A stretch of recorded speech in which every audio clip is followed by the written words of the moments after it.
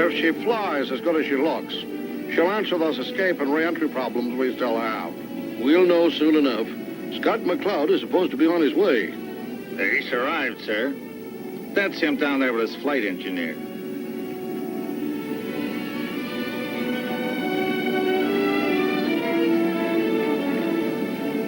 Boy, not bad, eh, Skipper? We'll find out when we have her in the air. But why haven't the remote controls been installed? The designers decided to wait until after McCloud has test flown her. Oh, they'll be added as soon as we know how she handles with a human pilot at the controls. With no remote controls, we've got to do all the work, Skipper. It'll be good to be all alone in control for a change.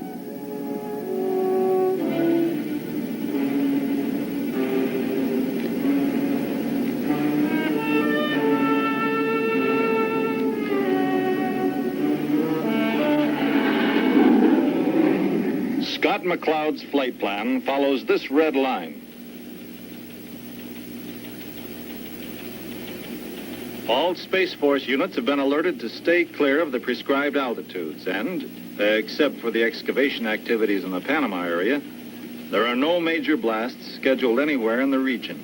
Have they been alerted to hold off? No need to, sir. McCloud will be much too high to be affected. Central Tower, this is X-Ray 49er. Ready for takeoff. Roger, X-Ray 49er. Taxi into position and hold. 49er. Taurus? Ready here, Skipper. How about you?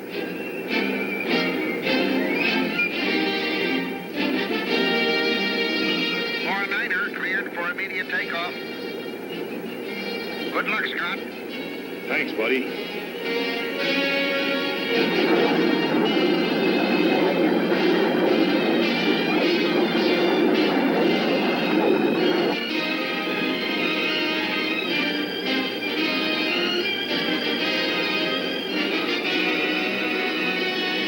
Airspeed 70.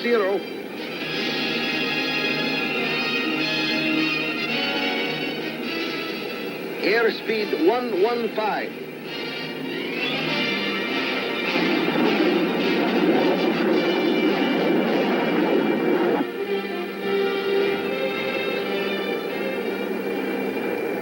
Ready for a liftoff. Lifting off.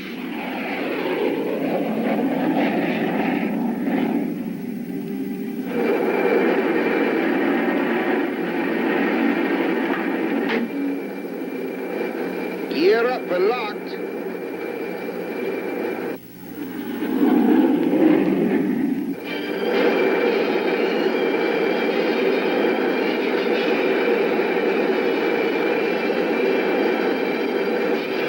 There go $14 million. They're in good hands, General.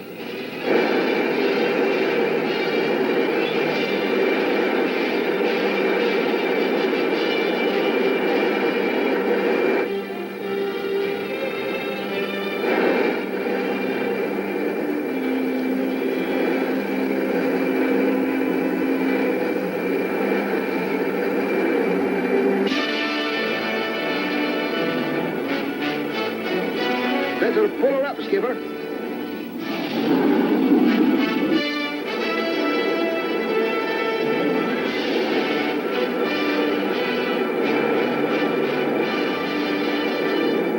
$9,800. $900. 10,000. We're still below our assigned altitude. I'm going to put the nose down to build up speed.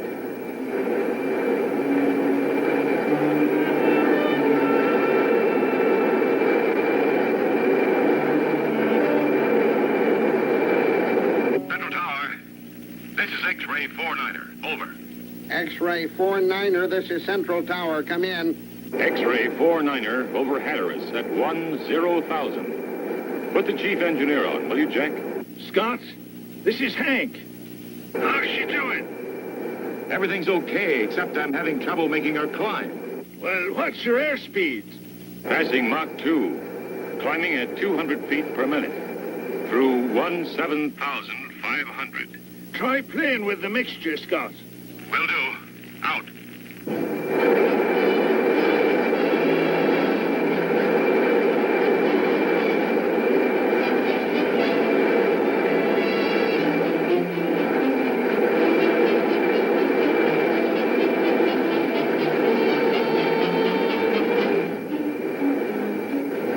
This altitude hasn't been cleared. Are we going to go through that stuff? Negative. I'm going to try and stay VFR. Hang on.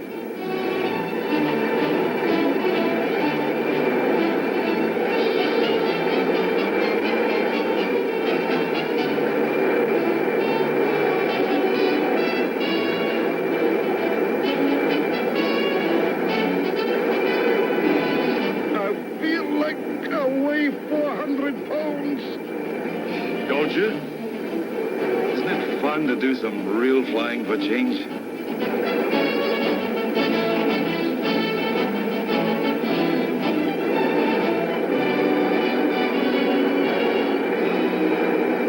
Roger, Space Force 7-2, cleared for Venus. That is negative. You're penetrating restricted area. Change to 030 degrees. Unidentified craft northeast of Mars. Say your identification. Over. Affirmative. No reported traffic in your area. Proceed as per schedule. X-ray 49er should be passing through northwest of the Isle of Pines. Can you get that confirmed? Negative, Chief. I'm trying to make contact. Give me the chief engineer. Hank? Roger, Chief. I'm on. What's the word from Scott? He's on course, but below altitude. Says he's got trouble climbing. Give me Panama Operations Control. Yes, Chief. Get those characters on the canal project on the horn. I want that blast delayed. Well, I will try, sir, but... But nothing. I want it stopped. Roger, I understand. Give me field operations in Panama.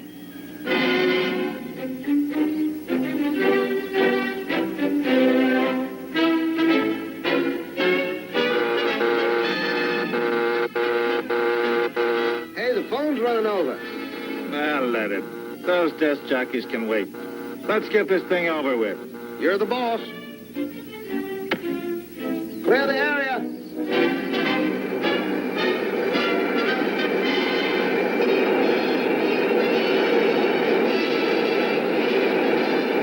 She flies like an angel. If she'd only climb. We're still below flight level 25. Tell me something I don't know.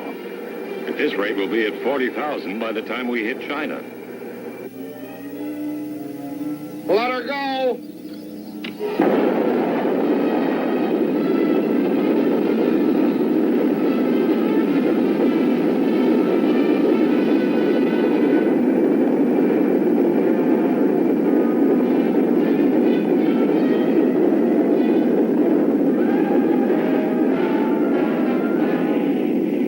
You okay, Skipper?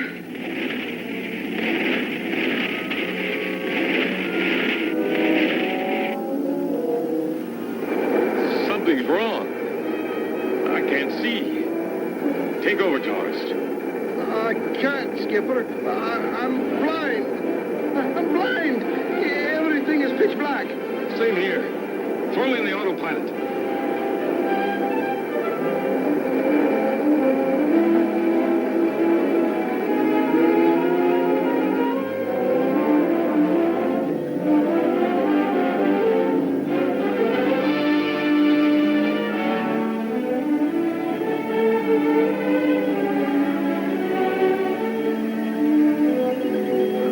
morning, sir. Yes, what is it? Can't you see I'm very busy? Yes, sir. But I think I found the cause of trouble Scott is having with the X-49. What is it? If it won't climb, it isn't worth anything. We installed a new design in attitude control. It checked okay in the tunnel tests, but... Chief, they got through to operations in Panama. Okay, plug me in. Chief, we got there too late. What do you mean? The blast went off at 1325 hours local time. Red alert. I want a red alert. All units try to locate X-49.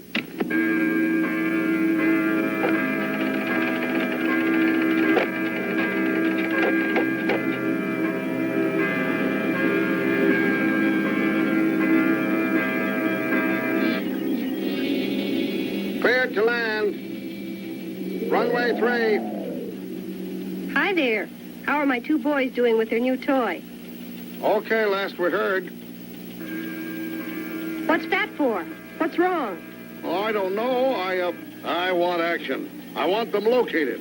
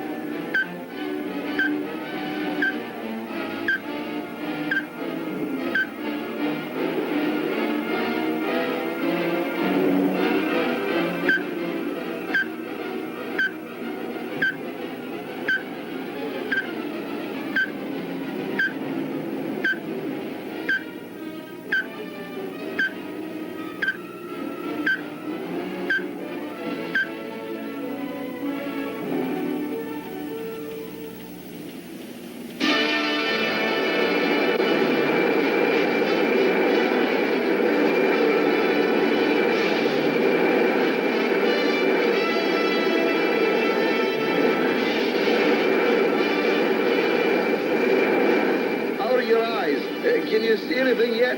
Not a thing. How about you? Same here. Skipper, I hope you don't mind my saying this, but I'm worried. I know what you mean. I'm going to try and tune us into emergency frequency. How are you going to find 121.5 without seeing? I'll start at the bottom, 108, and count clicks. 108, niner, 10, 11, 12, 13, 14, 15. I know, Chief. But I also know Scott. He never misses calling in at a reporting point. Miss Mace, I have every radio facility in the area on the alert. What else do you expect me to do? I don't know, but we've got to do something. 120, 121. So far, so good. Now to find point 5. 1, 2, 3, 4, 5. I hope that's it, Skipper. Let's find out if I counted right. Mayday! Mayday! X-ray 49er. This is an emergency. Anyone, come in, please. Over.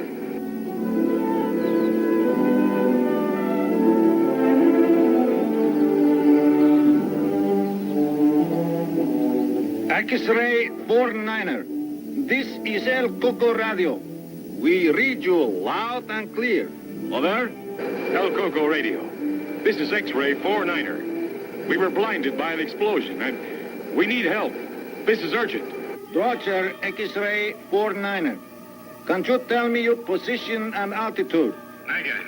Last reading was 15 north-northeast of the Panama Canal at 23,500. About 20 hours Greenwich. Okay. Get precision radar at Panama to pick them up. And feed them altitude and course information. We need time to make arrangements to bring them in. Get me Roger, Hangar Chief. 7. Radar is already in contact with Scott. Hangar 7 here. Get the dart out. I'm taking off in 5 Get me a minutes. hold in it. Coast Guard rescue. Chief, Miss Mace on 7. Yes, Miss Mace. We've got them. I know. I'm taking off in 5 minutes. You? What for? I'm going to bring them down. That's the Coast Guard's job. I'm putting holding on to. I'm taking off. Get a fix on their position. I'll call you when I'm off. Will do. Central Tower, Dart 302, ready for takeoff. 02 cleared for takeoff. We're with you, Crystal.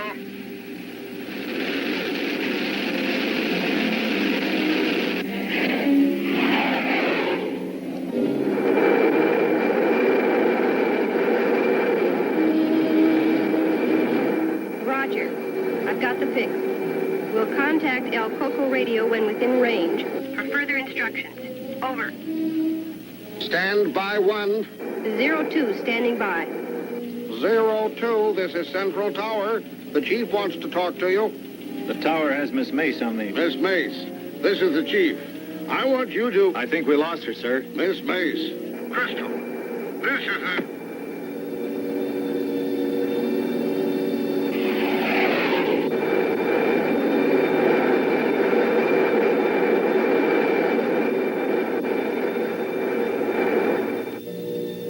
Dart 302, this is El Coco Radio.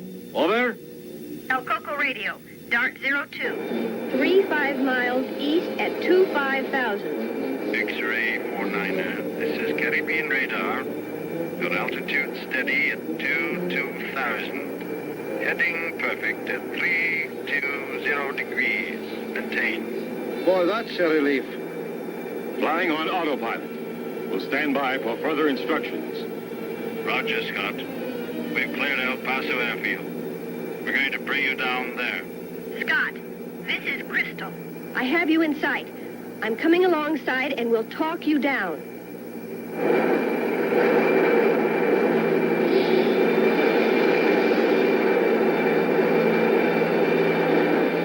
I'm going to fly right at your elbow. And I'll read off every move until touchdown on runway 24 in El Paso. Over. I got you. Just give me time for each move. Remember, we're both totally blind. Lass, I'm sure glad we got you up there. Why, thank you, Torres. Scott, I'm going to turn 8 degrees to the right. You make a shallow right turn, and I'll tell you when to straighten out. Start your turn now.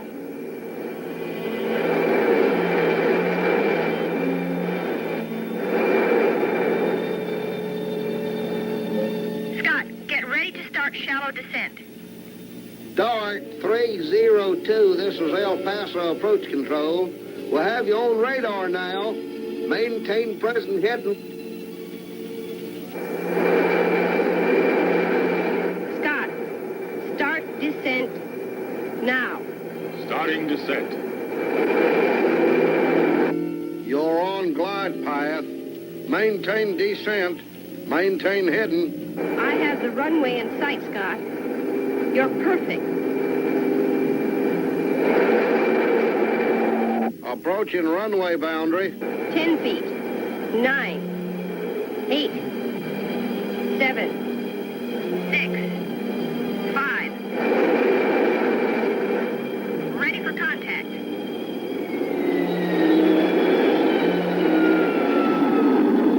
Whoosh. Perfect.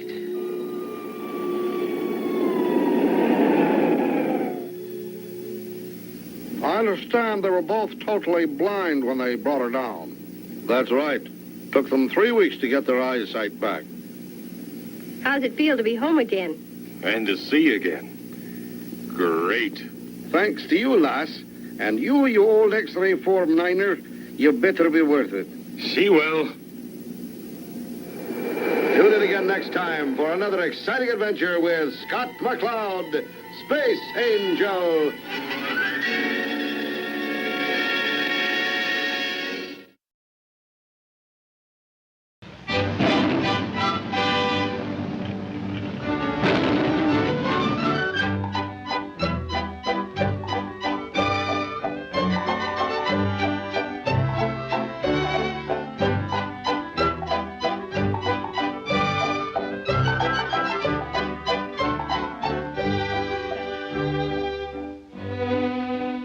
About 40 miles off the eastern coast of South America lies the colorful little island of Curacao, the most important in that small group of islands known as the Dutch West Indies.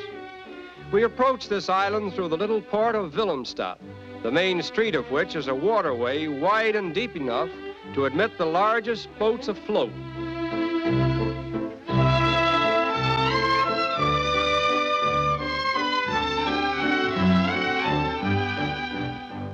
The island of Curacao was discovered about the same time Columbus discovered America. It was originally settled by the Spanish, but the Dutch acquired it in 1634. Among the early Dutch governors was the illustrious Peter Stuyvesant, whose name is also linked with the history of New York. Both the French and the English made several attempts to acquire the island, and for a number of years it was a British protectorate. In 1815, however, it was returned to Holland, and to this day it has remained under the crown of the Netherlands. The colorful houses that greet us as we sail by are so Dutch in character that they remind us of old Holland itself.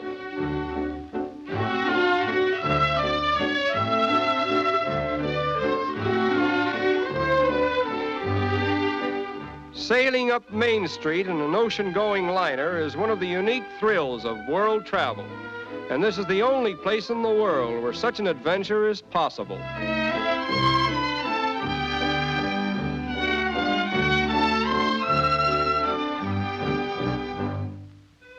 Curaçao's main attraction is the famous Queen Emma Bridge, which opens and closes at all hours of the day for the benefit of the numerous boats that are constantly sailing in and out of Willemstad.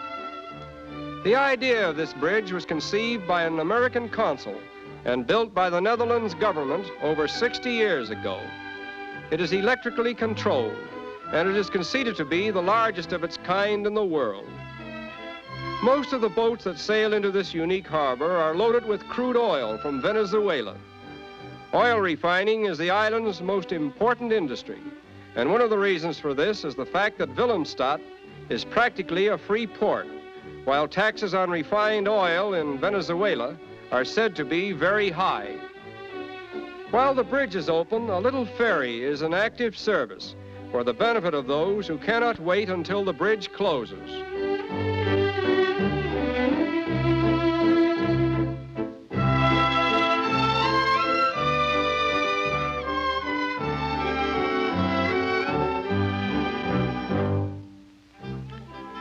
Until recent years, a toll was collected from the pedestrians crossing this bridge.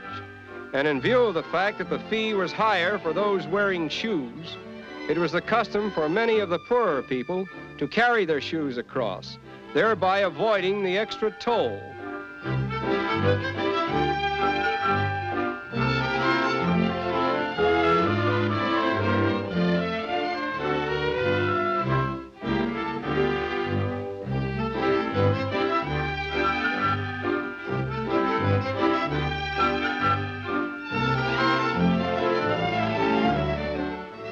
Curacao has become a most popular port of call for visitors who never tire of watching the Queen Emma Bridge as it opens to welcome the numerous ships that sail in with new cargoes and new interest.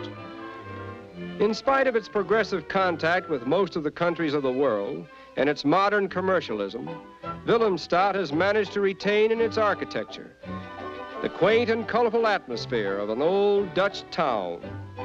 Pure-blooded Dutchmen, however, are very much in the minority, and there is little in the manners and customs of the native people to remind us of their mother country. Extremely low import duties have helped to make Willemstad a shopper's paradise. Perhaps the best-known commodity to be purchased here is the world-famous Curacao, the liqueur which adopted the name of the island itself.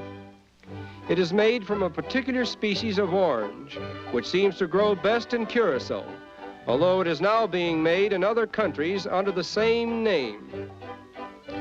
Curacao is naturally dependent upon the outside world for its food supplies, a large amount of which comes in boats from the neighboring country of Venezuela. Many of the boats are tied up along the piers for the sole purpose of conducting business direct with the consumers. At the native market, we find the types of people who comprise the majority of the island's population.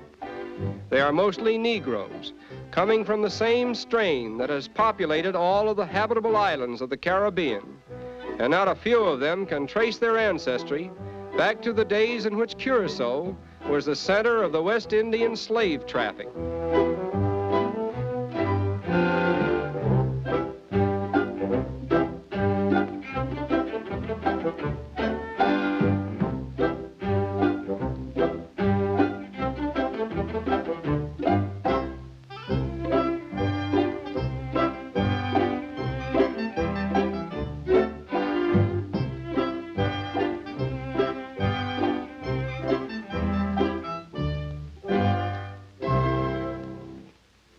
Freedom of religious worship is one of the features of Dutch government in all parts of the world.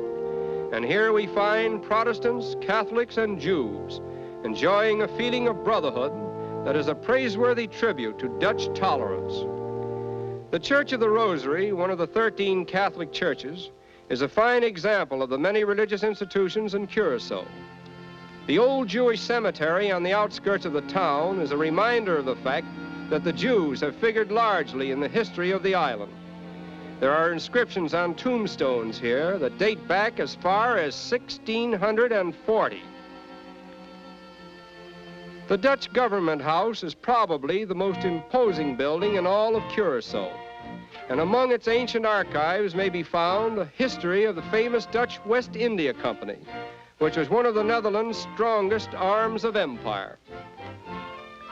Willemstad has a population of about 25,000 people, and thanks to its great oil refineries, it is now one of the most prosperous little towns in the Caribbean.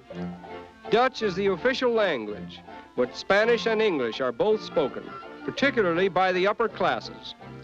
The natives usually converse in Papiamento, which is a mixture of Dutch, English, Spanish, French, Portuguese, and Indian.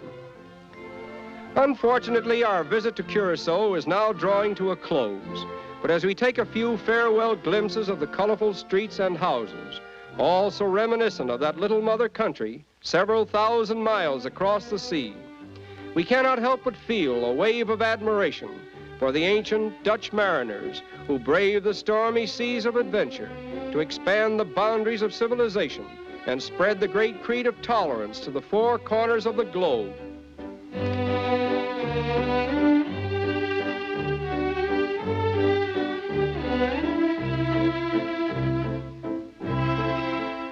Our first and last impression of Willemstad will always be that of the Queen Emma Bridge opening its long arm of welcome, symbolizing, as it were, the hospitality that awaits all visitors to the colorful little island of Curacao.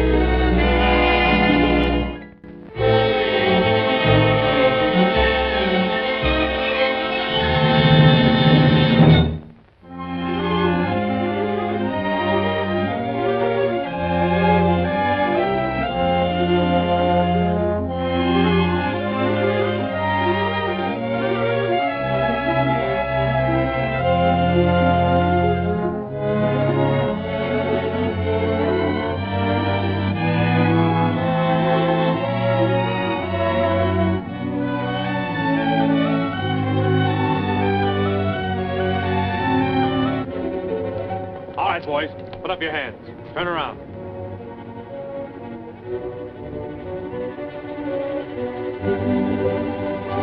Get their guns, Steve.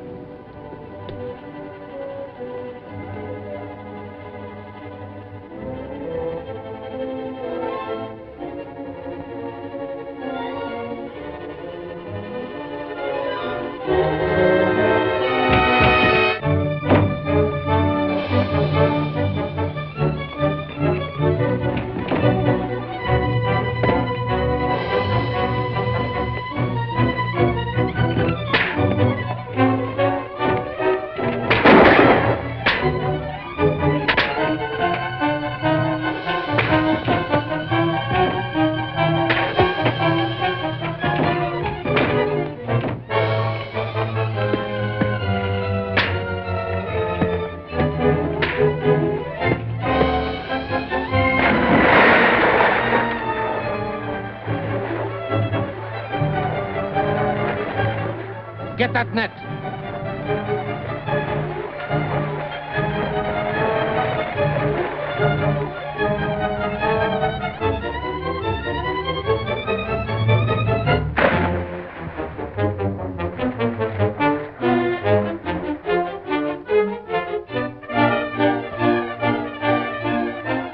We better scram. The cops will be here in a minute. Get the car and take it out of here.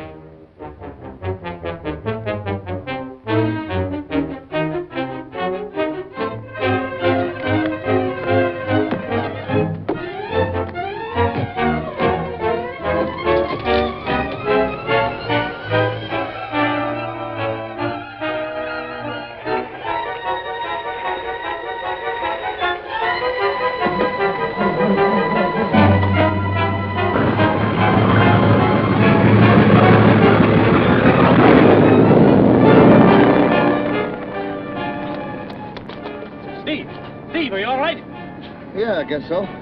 Just not cold. They got away, huh? Yeah.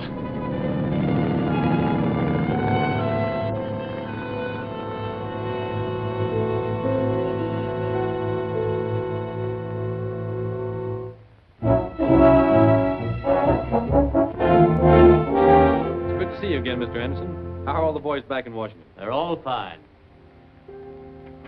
Of course, they wonder a little bit if Dick Tracy isn't slipping in regards to cleaning up the Stark gang.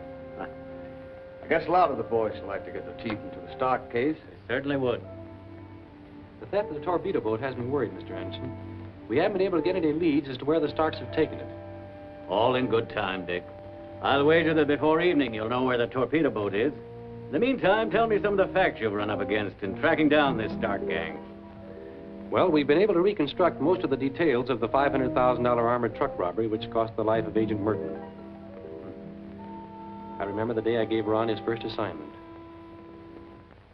No time like the present to go to work, Ron. The Ward Trust and Bonding Company has just requested a special agent to accompany $500,000 across town. Your first assignment. You'll find the details on this card. Right. I'll pick you up at that bank and we'll take Junior back to school. Okay. Yes, sir.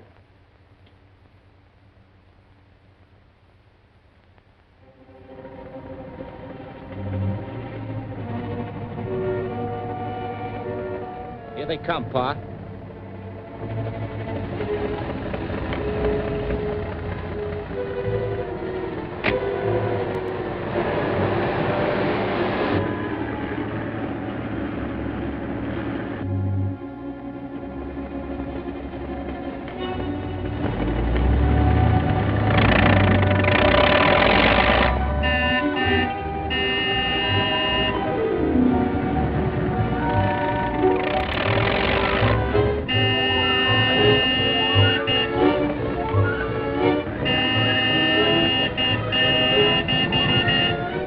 That van up ahead must be deaf. Yeah, you better turn off this alley at the next intersection. But, sir, we're not supposed to leave our specified route. I know it. But I have a hunch this is not on the level.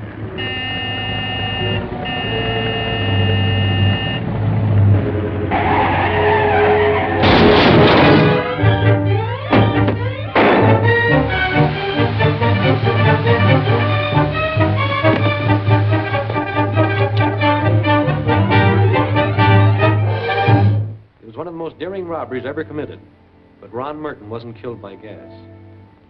I was taking Junior back to his military school when I first made inquiries regarding the armored truck.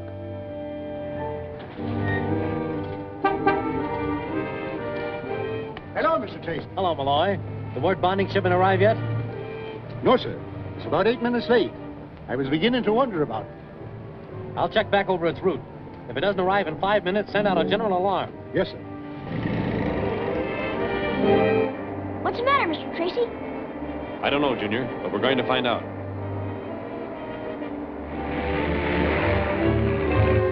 It's almost through. Be careful you don't get a whiff of that gas when she comes open.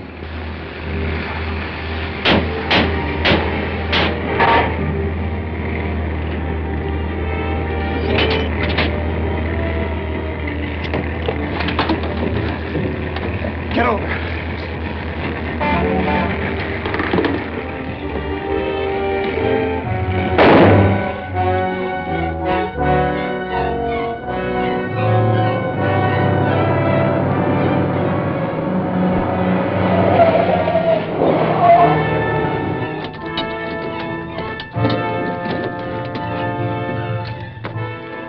Hurry it up, boys.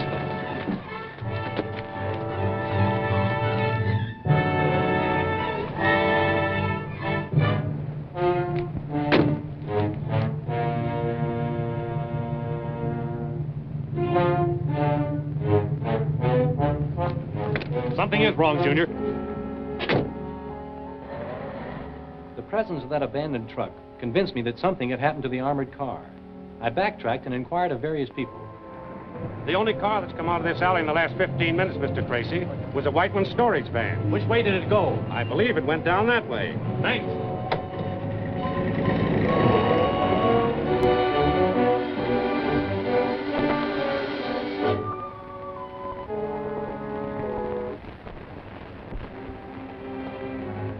That certainly was a nice piece of work.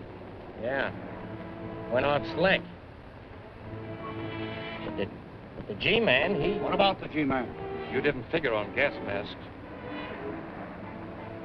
Well, come on, what happened? Don't worry. You won't cause us any trouble. Kid plugged him. He had a gun on Champ and me. I suppose you made sure he was dead?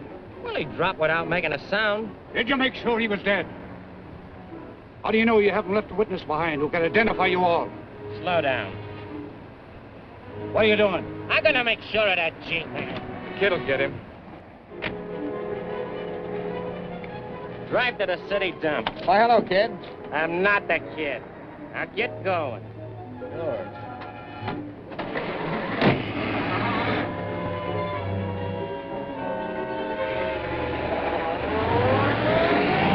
Yeah, just went around the corner, heading in the direction of the city dump. Thanks. Okay.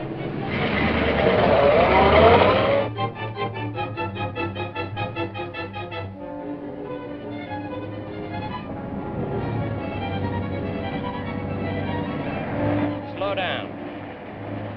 That's the man I'm supposed to meet.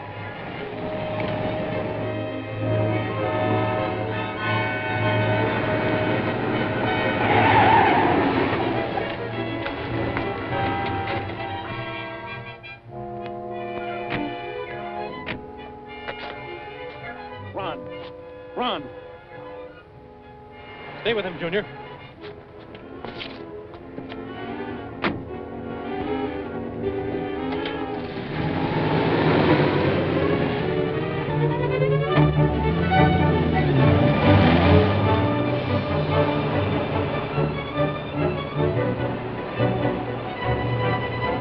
That car catches us, I'll blast you.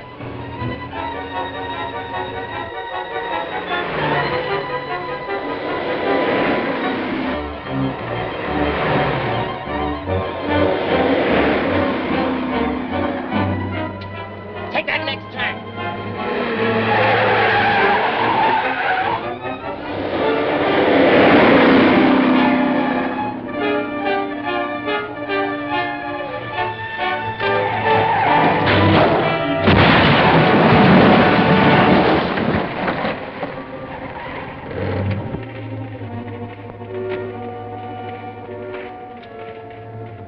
Anybody see what happened to the men inside of that cab? It burst into flames before I got here. Maybe that man can tell you. He was the first one here.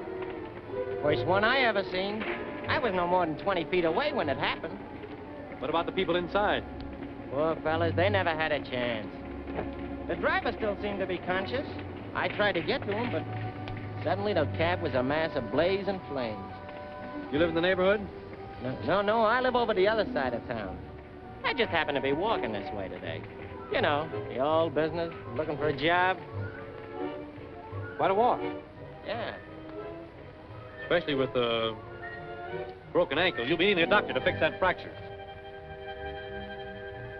The kid was quickly tried and convicted and paid with his life for Ron Merton's death. Later, as you know, we recovered the $500,000. An extremely interesting account. Mr. Tracy's office.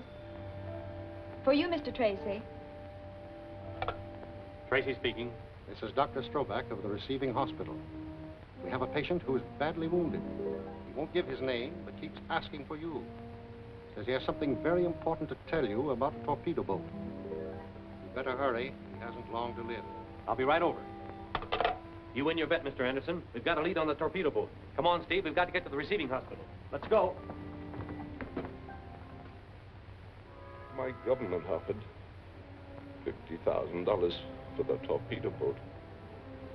The stock gang stole it from me during a demonstration. Then the same night, my government cabled me to cancel the deal. I had no money with which to pay the stocks. They shot me and left me for dead.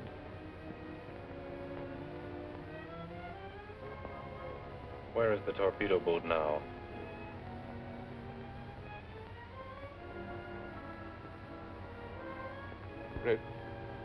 Red Hook Channel. Abandoned ship. By the...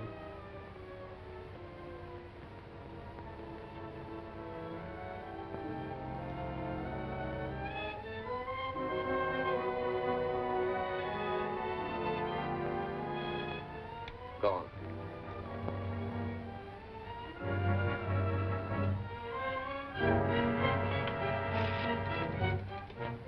FBI headquarters, please. Hello, Tracy speaking. Send all available agents to Red Hook Channel. That'll look for an abandoned ship grounded there. Lockwood and I will go on ahead.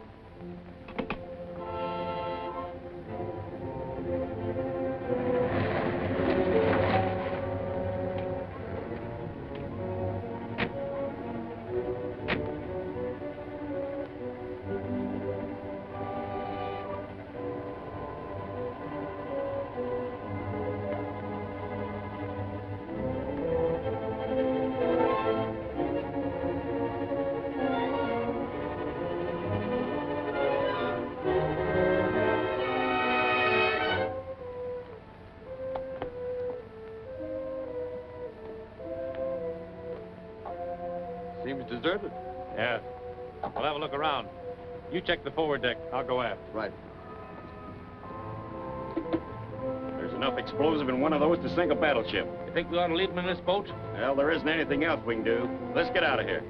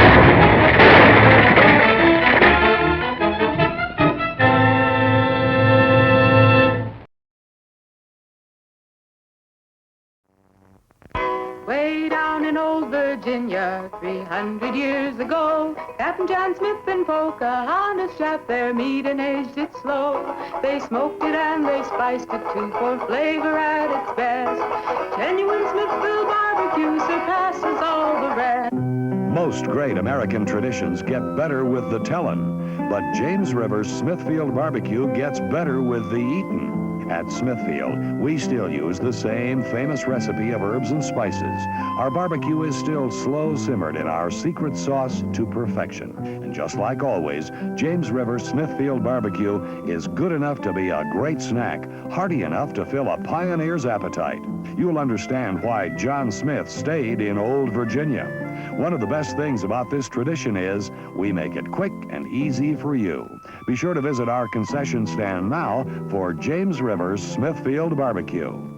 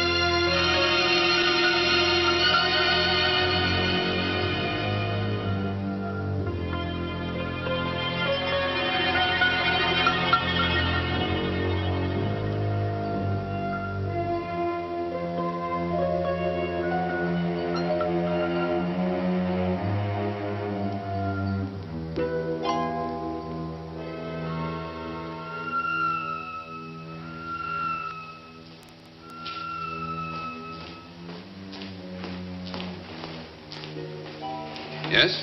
Is this where I report a death? Who died? Miss Amelia Townsend. Up on the hill? Yes, sir. When? This morning, at 10 minutes past 9. That was over 3 hours ago. Oh, yes, sir. But it took me some time to get her dressed and fix her hair. She's outside in the car.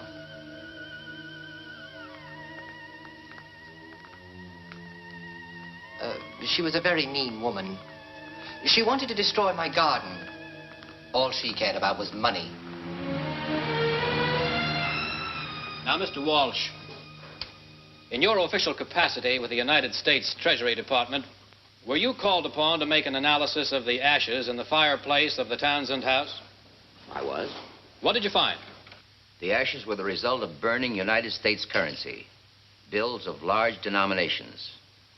How much money was burned? I can't say. but it was considerable. Could it have been as much as $1 million? Yes, sir. Even more. No, sir. I do not believe that anyone, even a madman, could bring himself to burn up more than $1 million. Objection. What Mr. Manning believes or does not believe is irrelevant. Mr. Manning was a confidant of the deceased and is executor of her estate. He has testified that she was old and eccentric, that she kept huge sums of cash in her home. And since the public defender just attempted to establish that this money was destroyed, the opinion of this witness is valid. I'm a fellow of the American Psychiatric Society and the author of 2 textbooks now in use, Psychiatry in Relation to Crime and Modern Usages of Hypnoanalysis. At present, I'm Assistant Medical Director of the State Psychopathic Hospital. Thank you. Dr. Bailey, are you acquainted with the philanthropic society known as the Townsend Foundation? More than acquainted. As Mr. Manning knows, for the past several years, I've been trying to get a grant from them to expand my research. I'm still trying. Dr. Bailey, were you present when Mr. Manning testified that he did not believe that even a madman could bring himself to burn up $1 million? I was. Do you agree with that opinion? No, I don't. The amount of money certainly is unusual, but the act of destruction isn't. Martin Ashley is a lonely, secretive man, desperately in need of understanding friendship. This type of schizophrenic often is. He became convinced that Amelia Townsend was not his friend, but his enemy, that she intended using her wealth to destroy his garden and return him to our hospital where he had been a patient until 3 years ago. To his disordered mind, the decision was a simple one. Destroy the persecutor and her weapon, her money. We find the defendant not guilty by reason of insanity. Martin Ashley, under Section 1500, it's mandatory for this court to commit you to the State Psychopathic Hospital for an indeterminate period of observation. Not less than 90 days. So ordered. Thank you, ladies and gentlemen. You're dismissed.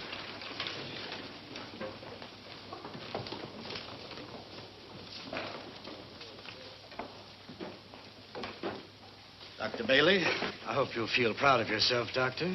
What is that supposed to mean? Why did you have to go out of your way to help that faker get away with murder and $1 million? Mr. Cannon? Yes, Doctor? Mr. Manning, would you like to repeat your accusation in front of a witness? Don't threaten me. I've been sued by experts. Repeat it then. Now, collect enough from you in court so I'll never have to apply for a grant again. I will, in time, with concrete proof. I'm sick and tired of psychiatrists who try to play God, who tell us our mothers and fathers made us neurotic and psychotic. Mr. Manning, I've gone through analysis as all psychiatrists do. Now I suggest you try it. The results might prove most interesting. Lay on, Macduff. And damned be him that first cries, "Hold enough!"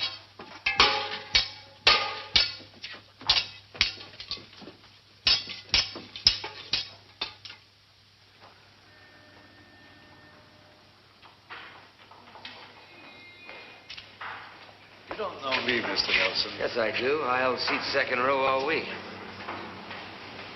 If we had 100 customers like you, we wouldn't have to close this show tonight. Well, I'm rather glad you did close. I have a proposition may interest you. Listen, mister, you've been hanging around the wrong stage door. What I have to say is strictly business. If you're interested in a high-salaried acting job, then let's not miss the train back to New York. I have a cab waiting.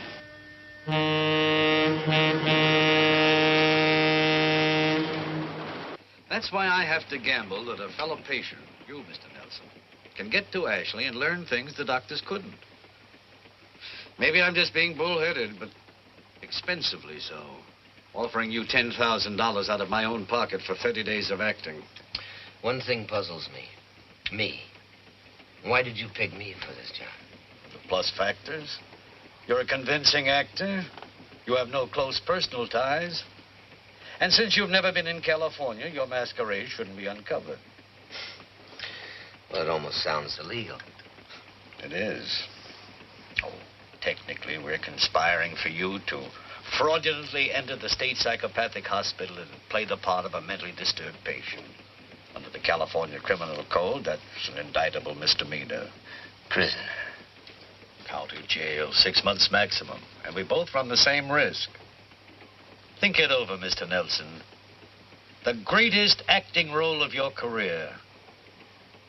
And win or lose $10,000. Another 10 if and when you find the money.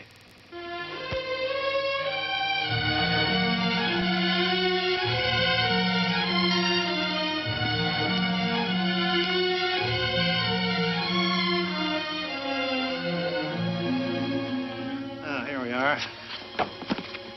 Psychiatry in relation to crime. Phases of schizophrenia. What is insanity? Modern usages of hypnoanalysis.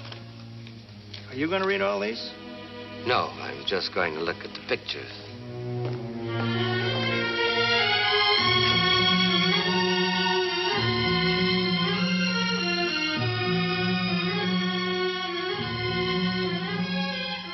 This is a floribunda rose, the type that bloom in clusters. And this group is called the hybrid polyanthus. What about the money, Mr. Manning? Ready whenever you are. They're planting. Well, never too deep, and don't cover the upper roots with more than 2 or 3 inches of topsoil. Well, how will you set it up? A safe deposit box in your name only, but I keep the key. Fair enough. Now, here we have the climbing roses. And that's the Bobkin White. This is Coral Dawn. And that's a gladiator. I think you're as rehearsed as a man could be. Well, fine. Let's get the show on the road.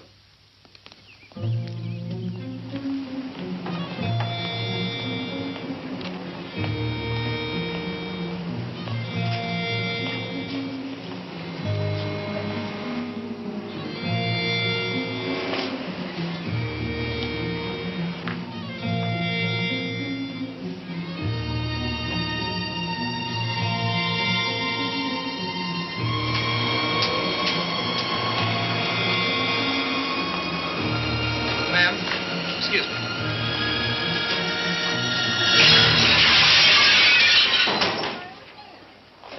What's the matter with you?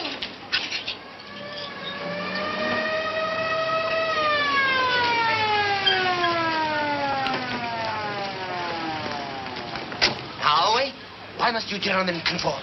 Let's go, drunk. Why not turn to these peasants, look them in the eye and say, to hell with conformity? Dale Nelson, 73 Hillside, Hollywood. Okay, now, what's your name? Drunk? No, sir. We ran him through every test, not even a whisper. You gentlemen have my name. Now, yours, if you please. $435 in his wallet. Where'd you get this money, Nelson? In transaction with a gas company and a manufacturer of benzols. Stick up. Is every man you propel through these doors necessarily a thief? Never mind the speeches. I asked you about this money. I assure you, I understand the question, and I intend answering it. At my height and weight, my body contains 4,500 cubic feet of nitrogen, hydrogen, oxygen, and 24 pounds of carbon. Now, the going rate for gas is 90 cents per 1,000 cubic feet. Now, that came to slightly over $4.05. But I did a lot better with the carbon. 24 pounds of carbon will manufacture 1,000 dozen pencils. Now, that sale came to slightly over $200. Are you sure you tested him? Positive. Disciples of conformity, huh? I bleed for the narrowness of your minds. Call the sheriff's office. Tell him we have a customer for county psycho. Lock him up till the wagon gets here. This patient has been here for the prescribed time of 72 hours. In my opinion, his antisocial behavior indicates a disturbed state of mind. I recommend hospitalization for the customary period of observation. I concur with my colleague. I recommend hospitalization. I concur with my colleague. Now it becomes your turn to conform. State hospital, 30 days. I recommend, I concur, and I conform.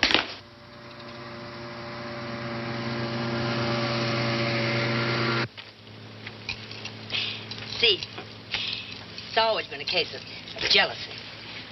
I had 3 doctors back in Ohio and 2 right here in California.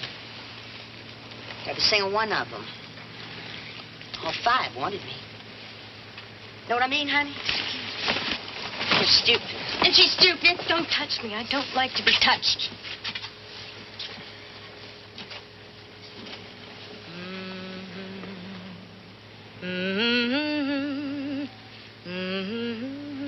talk about being crude. Crazy crude. My last doctor was really the one. When he got me in his office, he started telling me about the sex life of the primitives. You know, on the couch. Been that way all my life. I came. You were alone. You should have known I was. Da-dum, dee-da-da-dum, dee-da-da-dum, dum, da-da-dum, da. Not yet, Alice. Later. The show won't start for a couple of hours. You see, if you let these people see you now for free, well, they won't buy tickets later. Oh? Sure. You said it. Thank you kindly.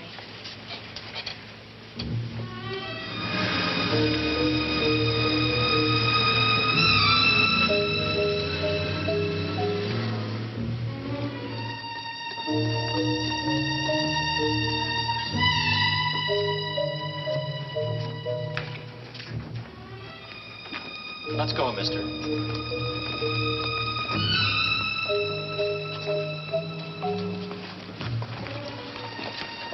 Sorry if I frightened you. I wasn't frightened. I'm never frightened. I just as like being touched. Mr. Nunez?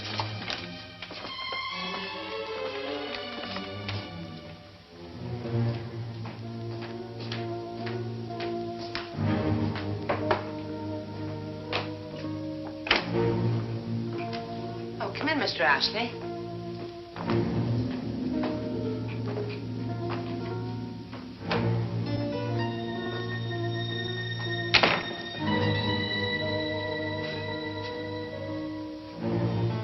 Okay, Nelson, you're next.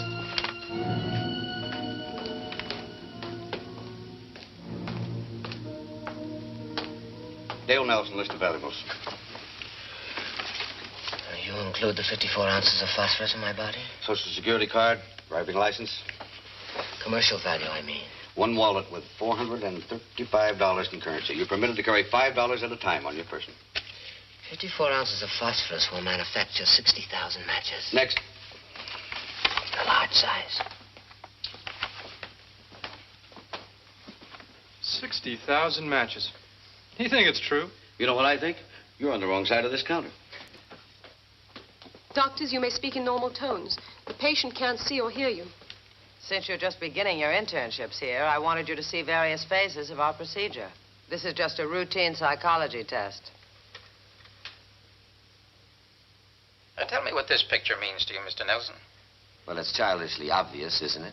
Those two worried conformists, one female, one male. It's nighttime, and that's when the conformists worry the most. What the neighbors are thinking about them. Let's be honest with each other, Doctor. Let's tell the truth. Isn't that what you and your wife worry about? I'm not married. Apparently, this patient knows a conformist when he sees one. All right. Please shut your eyes, Mr. Nelson. Well, the last time I did this, I was expecting a bicycle. All I got was a yo-yo. Close them. Up the way. Tight. Now, name the months of the year. January, February, March, April, June, July, August, September, November, December. About not getting that bicycle.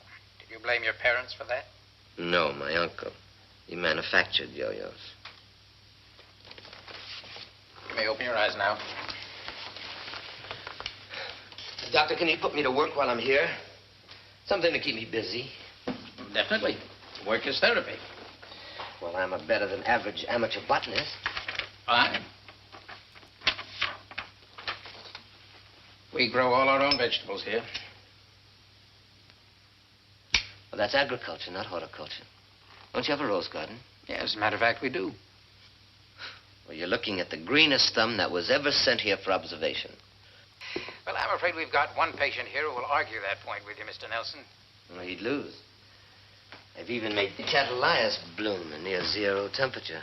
Cattleyas? Proof of evergreen orchids, Doctor. Oh, well, you must be the green thumb the doctor just mentioned. Hardly. This is Dr. Bailey. Oh, doctor. How do you do? We've been through the Rorschach and the TAT. Mm-hmm. Suppose I continue with the patient. Fine. I'll check the ward. Excuse me. You sit over there.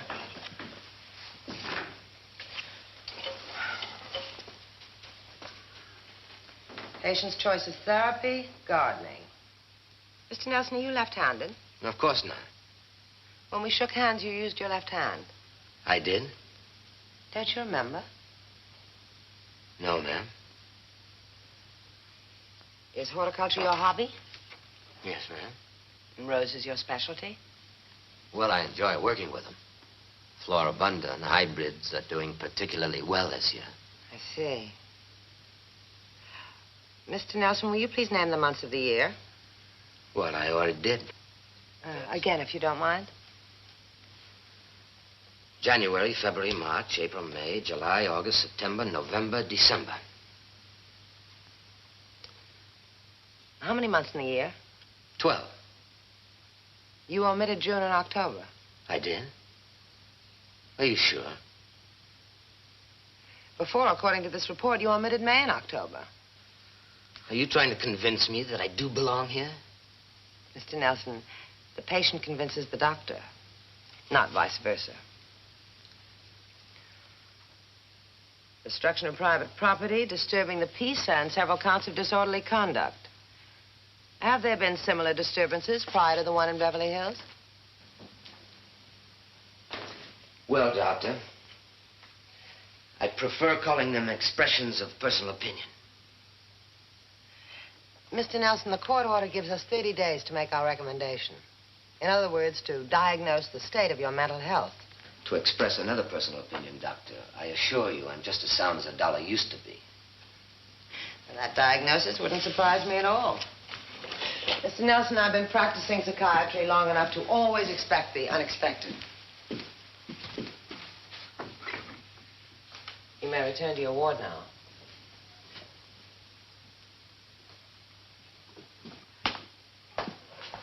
What about the gardening job, Doctor? Oh, you can report to the records office at 8 tomorrow morning. Your work detail card will be waiting for you. Thank you.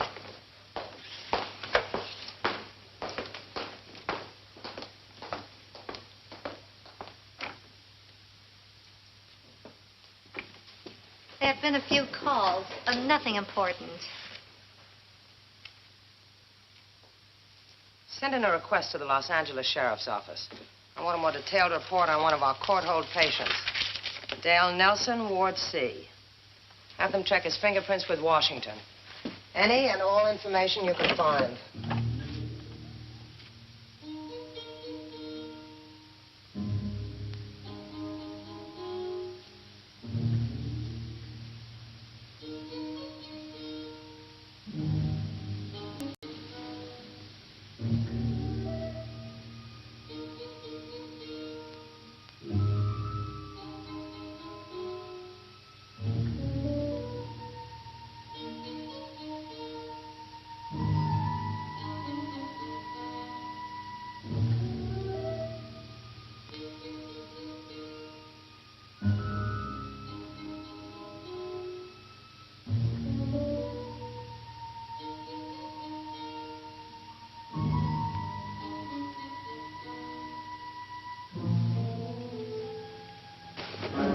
Hear it?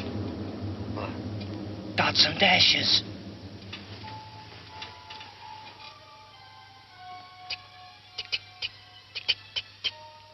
Morse code.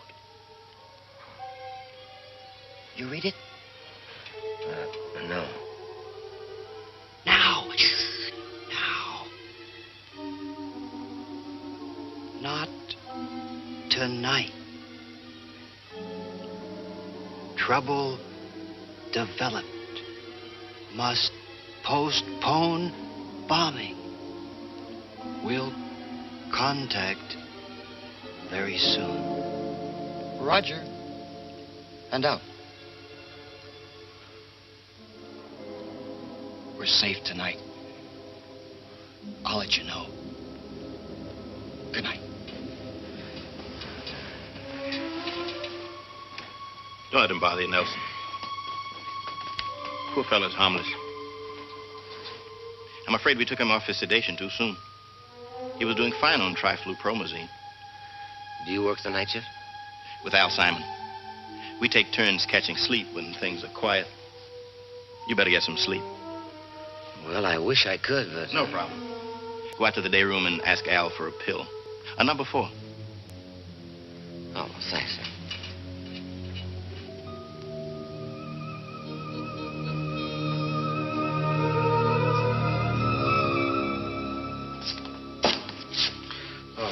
Oh, go ahead. I'll wait. Saw my girl. What is it? Well, I can't seem to sleep tonight. I wonder if you give me a pill. Number 4. Sure thing. How come you know about a number 4? Well, your partner told me about it. Oh, Capshaw. Let's see, you're, Nelson. Dale Nelson. There's water next to the television set.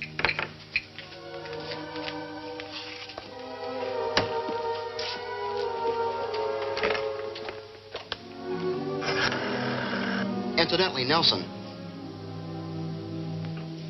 Capshaw was a technician here for years. He's one of the best, but he's been a patient now for some time. You better hit that sack. Those number 4s rock you real fast.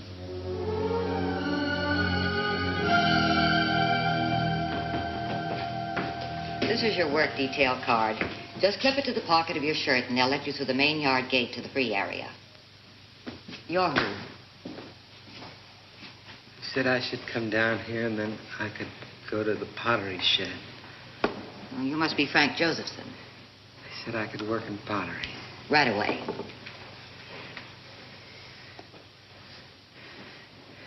They said I could work in pottery.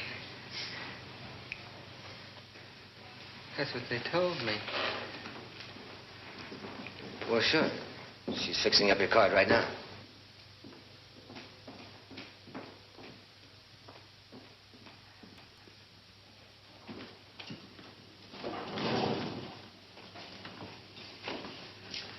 Hello.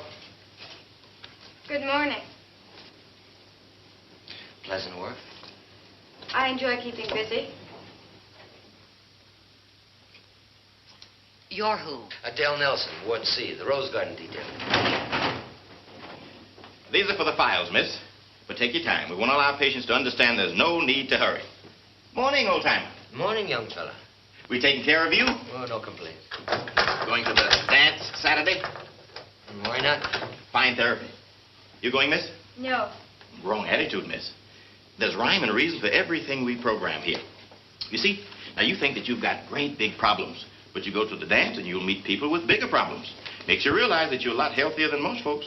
Oh, Mr. Capshaw, can you take this patient to the pottery detail? Can and will. Therapy, miss, therapy. You go along with us and we'll be sending you back real quick. Let's go, old-timer. Pottery, next stop. This is your work detail card. Thank you. Just clip it to the pocket of my shirt, and they'll let me through to the main yard gate into the free area.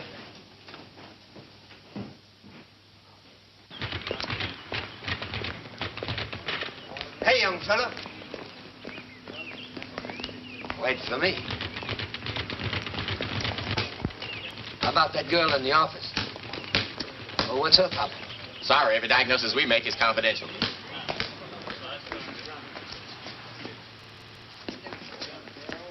They said I could work in pottery. Okay. All right.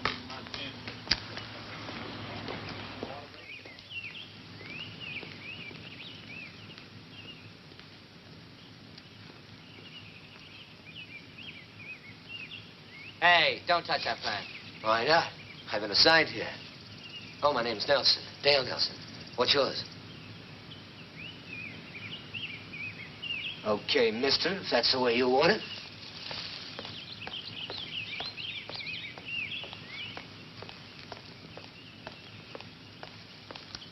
Handle that gently. Don't teach me my business. I don't take advice from amateurs. Good morning, gentlemen. Morning, Doctor. Oh, Doctor, thanks for the job.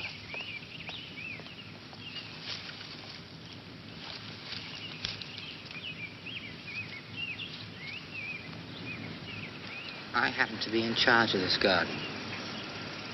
So, don't you call me an amateur. Okay, mister. I won't call you an amateur if you don't call this nothing a garden.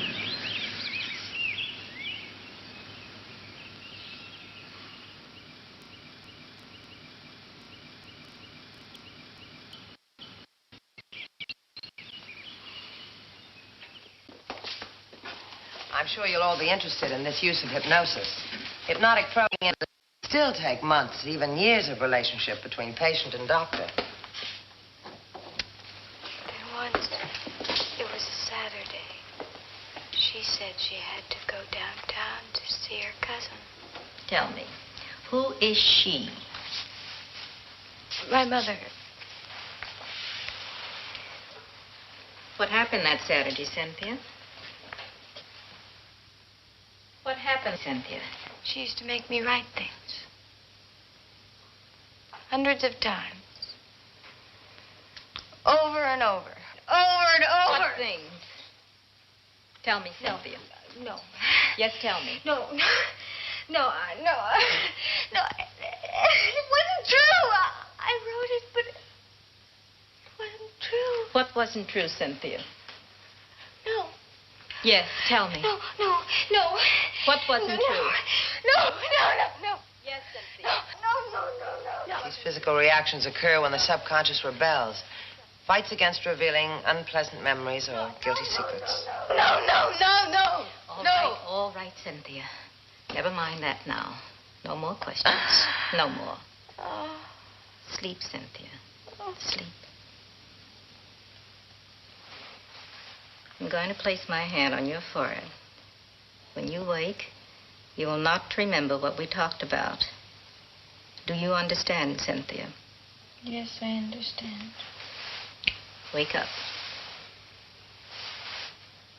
Anyone care to offer a quick diagnosis? Manic depressive? Definitely. In the depressed phase of the cycle. Stop there! No more shock treatment. Please! Please! No more shock.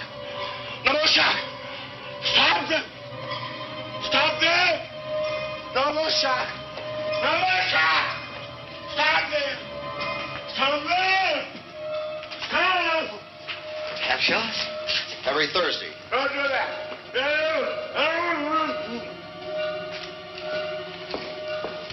In here, please.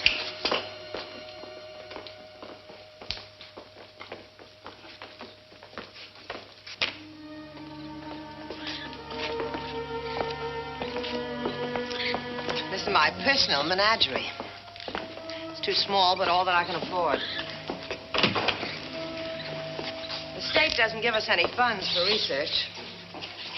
And private sources, getting money from them is next to impossible. My 2 simian friends here cost me a full month's pay. Fortunately, white rats and mice are cheaper. Hello, Sam. It's easy to find rats for dangerous experiments. But how many human beings can you find who are willing to let you experiment with their minds? You see, when the organic researcher looks for a cure for some body-killing disease, he tries to reproduce it by getting a patient to volunteer to submit to the experiment. But a mental patient can't volunteer. And if you even try to get his consent, it's goodbye license and career. You close the door, please. You sit down. The rest of you can stand. Now, I'm now going to show you some definite results of my research into the chemistry of the mind. Solve that, doctors. Completely solve it. And drugs will control mental illness as easily as they control diabetes. Would you turn out the lights, please? Now, this isn't a travelogue. Only the location of the first field station where I was permitted to work.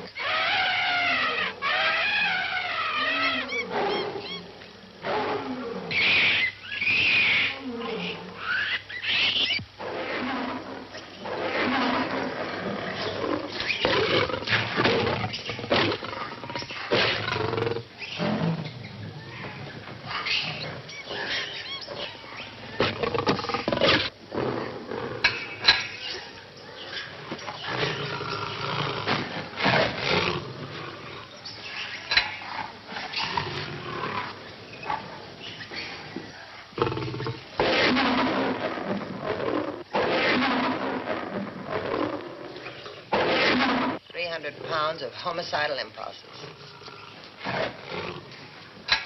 The problem was to affect and then control the chemistry of his mind by causing a state of catatonia.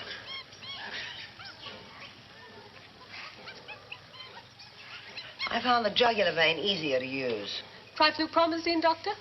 Oh, no, I've gone far beyond triflupromazine, far beyond LSD, or anything else in use today.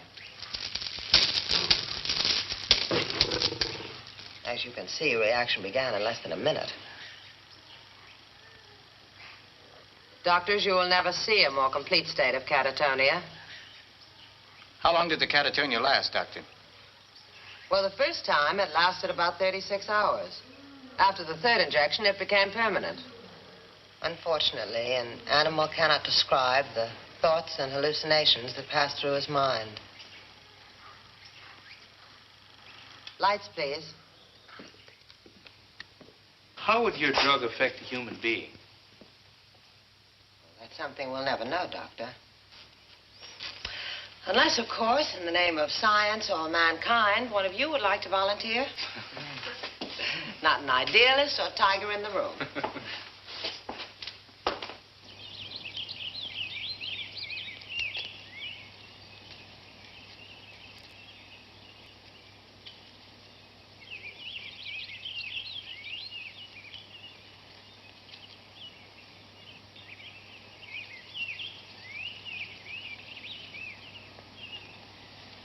Hey, head gardener, where do you keep the peat moss? I said, where do you keep the peat moss? Hey, listen, mister. I asked you a simple question. There isn't any. There isn't any. Well, this whole section needs mulching. They promised delivery over 2 weeks ago. Promised? Well, you can't feed roses on promises. What kind of a head gardener are you? Don't talk to me like that. Now, I'm warning you, don't. All you do is find fault and complain since you first started here. Well, I can't stand around and watch a garden die. And you think I enjoy it, huh? Well, I care about that much more than you do. The hell you do. Listen, I've been surrounded by roses ever since I could crawl. That does not make you an authority, just fortunate. I didn't see a flower until I was 16. You don't get flowers at the orphanage, mister. Well, then how were you elected head gardener? Because ever since that time, I have nursed and raised every variety of rose there is. I've even crossbred them. Oh! Who cares what you think? I am the guy who crossbred the Pinocchio with the Fusilier, and it won the first prize at the Pasadena show in 1962. Don't hand me that. Listen, I was at that show, and there wasn't anybody by the name of Ashley even mentioned. I didn't say I won. Did I say I won? I didn't say I won. I said my crossbreed won. Yeah, you think they give first prize to a nobody? Yeah, not in a million years. Oh, the blue ribbon went to the old woman I worked for. Miss Amelia Townsend. That Floribunda Rose masquerade? That orange scarlet against red? Are you telling me that was your rose? Was that your rose? Oh, yeah. Every petal. After 2 years of experimenting. Oh, brother, how stupid can I get? Calling you an amateur. Telling you not to teach me my business. Oh, I'm sorry. Oh, listen, Mr. Ashley, I'd like to apologize. I'm more sorry about that than I am about anything. Really, I am. Well, thank you. There's no harm done. Pals?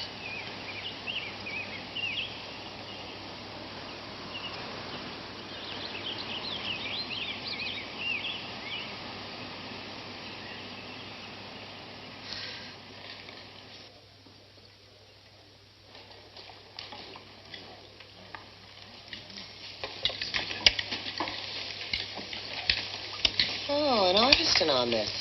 The sketch of the house and garden I used to work in. I see. Well, apparently putting you two together was a very happy arrangement. Why is putting two people together necessarily a happy arrangement?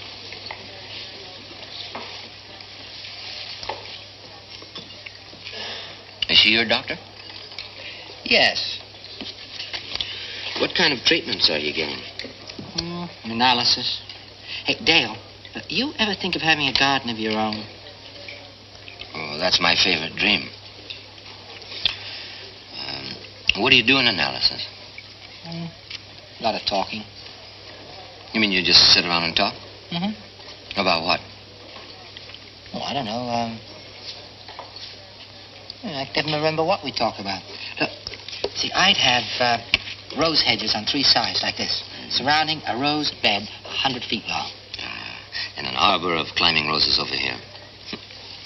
You know, it's lucky that we don't get charged for dreaming. Well, maybe your dream will come true one day. No. I always wake up just before it does. Maybe you'll meet somebody. A friend who will want you to help create a garden, just like you've always dreamed about. Oh, cut it out, will you, Martin? Well, suppose you did. I mean, meet somebody. Oh, quit supposing, will you? You're beginning to sound like some of these guys around here. What makes you think I'm not serious? Well, if you are, you're crazy. Oh, don't say that. Don't you ever say that to me again. Martin, Winston, Martin! Oh, don't be that way. You're right, Arthur. He's crazy. Come on, Arthur. We'll make some vitamins. I'm not Arthur. Oh, I know it. But they don't know it. You take 2 parts water and what? 1 pint ketchup. Vitamins D and E for iron. Vitamins. So, you try it. 2 parts water.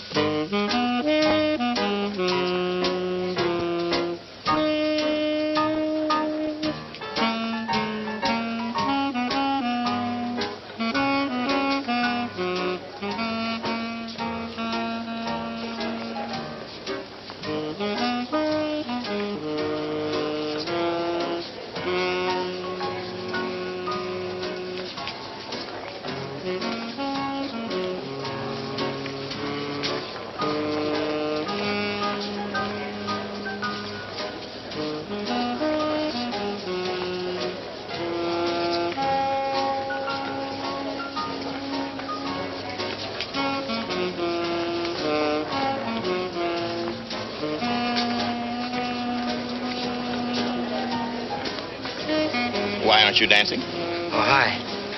Well, I'm looking for Martin Ashley. Oh, this is not his kind of therapy at all. He doesn't like the way we use his flowers to decorate the halls. Well, gotta keep circulating, old-timer.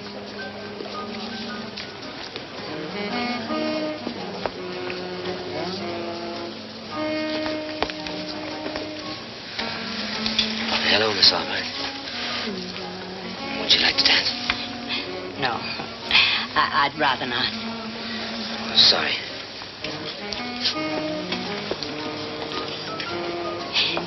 See the way he looked at me?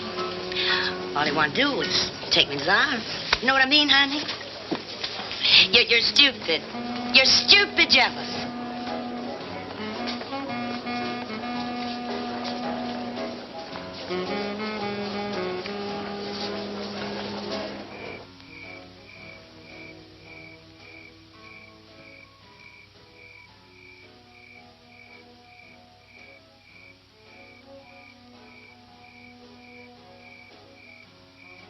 Would you mind some company? May I?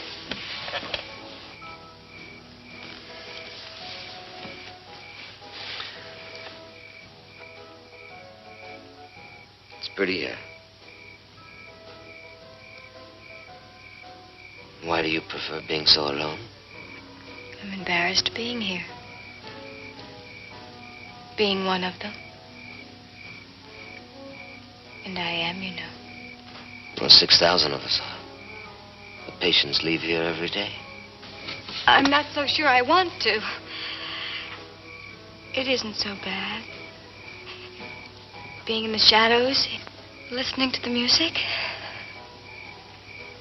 You know, when you're in the shadows, away from people, the music just kind of floats in the air. So pretty and nice. Like your name? Cynthia Lee Albright. My mother's creation. Names must be mellifluous, Cynthia. People who want to be important must have mellifluous names. So here I am, Cynthia Lee Albright, Ward M of the State Nut House. I'm sorry, I shouldn't use that expression. I don't mind. Where are you from? Wichita. My father died there 2 years ago last Monday.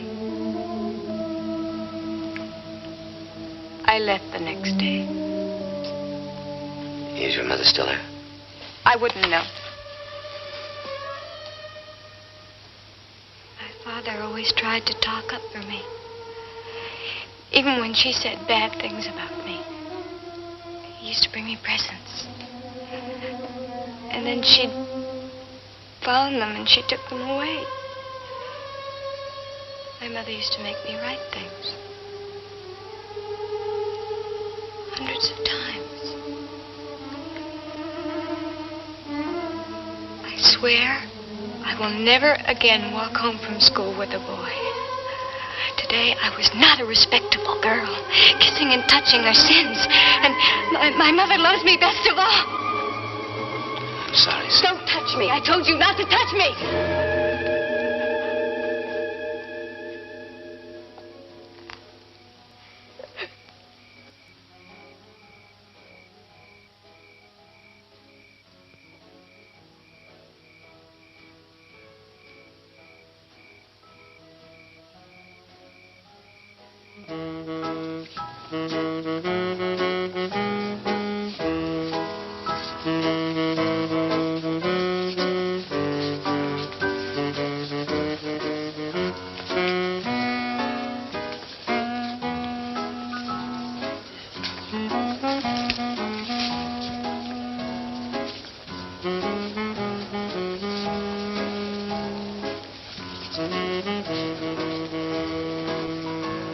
You still saw at me? I'm sorry I sounded off the way I did, Martin. I had no right doing that. If it wasn't for you, meeting somebody who talked my language, had the same interests, well, I'd have ducked out of here days ago. You know, making friends isn't easy for me. Well, truthfully, the only reason I came here tonight was to look for you and explain. Dale, I wasn't just supposing the other day. I mean about the friend who might come along. It's just that... Well, I can't tell you any more right now. Well, okay, Martin. As long as we're still friends. Come on, let's have some coffee, huh?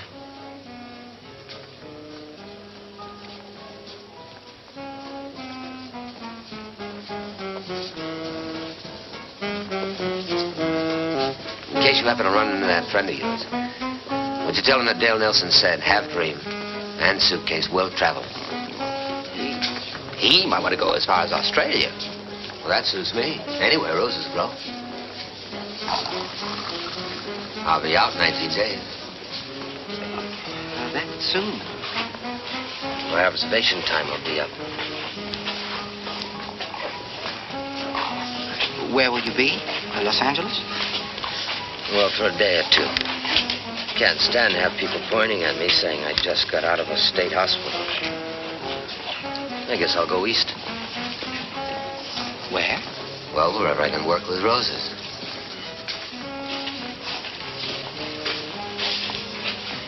Oh, excuse me. There's someone I gotta see.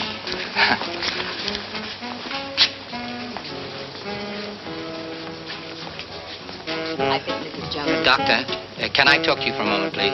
Yes, of course. What is it? Doctor, can you tell me how soon I'll be discharged from here? Well, I can tell the court that you're well. Oh, but I am well. I've been here way over 90 days. Oh, doctor, it's very important that I leave here in 19 days at the latest. Why? Well, I can't tell you that. It's very private. Well, I suppose we discuss it in my office, huh? Yeah, thank you, Doctor. Thank you.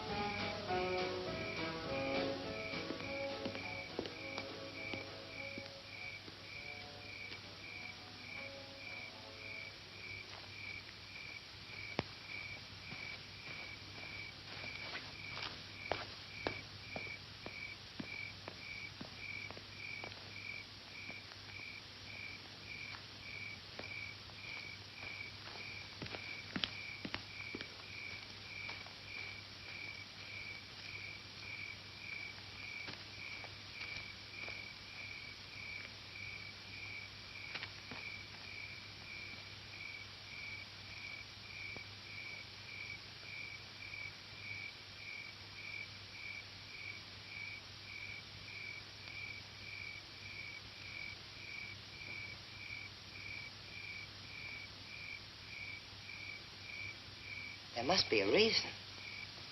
Tell me, Martin, why must you leave here in 19 days? Because Dale is leaving and I have to go with him. Where will you go? Oh, far away. Australia. Oh, what will you do there? Create the most beautiful garden in the whole world. So many roses. We'll have a great, big, beautiful house. Well, that will cost a great deal of money, won't it? Mm-hmm. Tell me, Martin. That will cost a great deal of money, won't it? Yes. Do you have enough money for all that? Do you have enough money for all that? You know you can't leave here until I tell the court that you're cured. I am cured. I am cured. I am cured! Sleep, Martin. Sleep.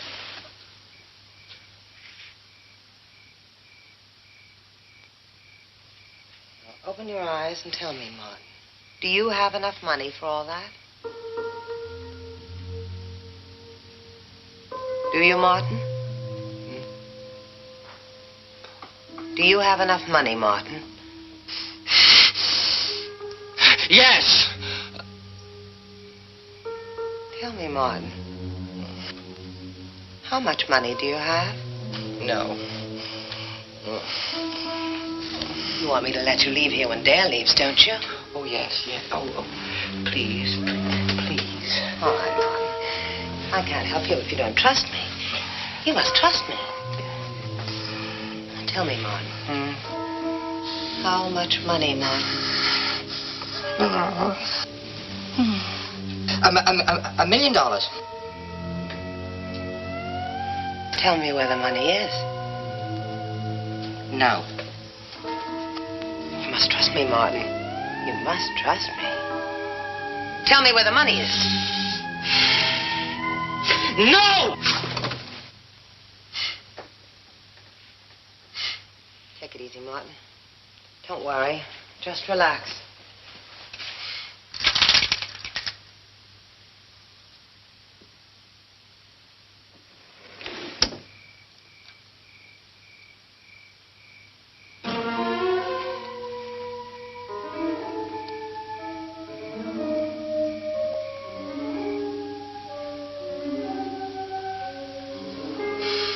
Sleep, Martin. No more questions.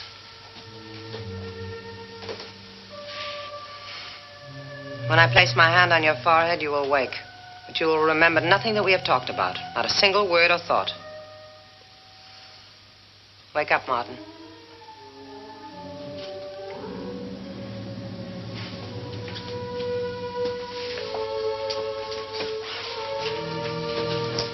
I'll see you again in a few days, Mr. Ashley. Doctor, will I be able to leave here soon? It's very likely. I'll do everything I can to help you arrange it after a few more treatments. Oh, thank you, Doctor. Thank you very much.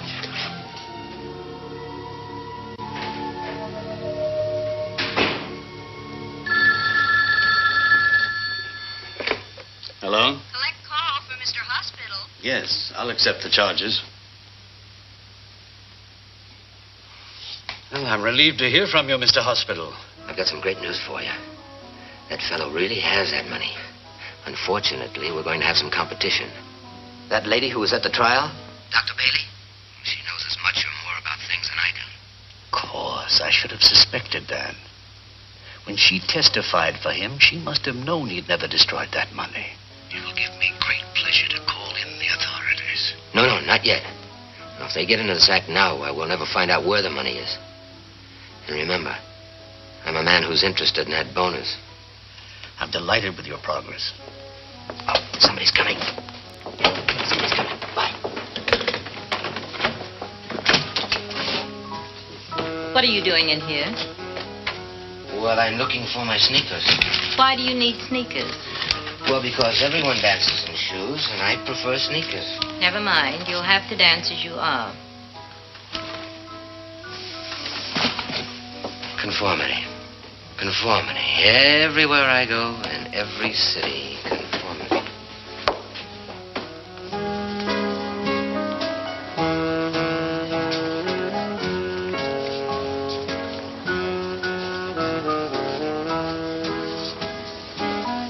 I changed my mind.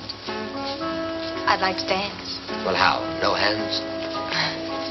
Well, that wouldn't be much fun, would it, Mr. Nelson? Why don't you make it Dale? It's more mellifluous.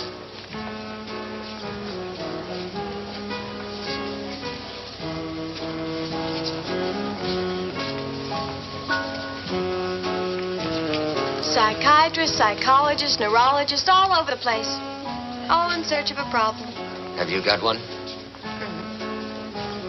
So they tell me. One turn around the greenery and I just may tell you about it.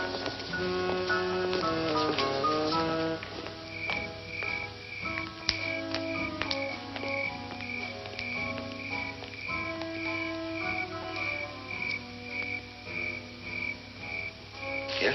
No. Away from the music, so it just kind of floats in the air. Listen, it really does float. Nice? Therapeutic. Cynthia Lee Albright aims to please. Well, Doctor, do you want to know my problem? Do you want to tell it to me? How can you make your diagnosis if I don't? Count them, Doctor. 60 pulsations to the minute. 70 here. Do you think I'm attractive? I don't think that's your problem. No. That's just to let you know I'm a liar. Doctor, when Cynthia Lee Albright says that she doesn't want you to touch her, she's a liar. I want you to touch me, Dale. I want you to hold me and touch me. Now.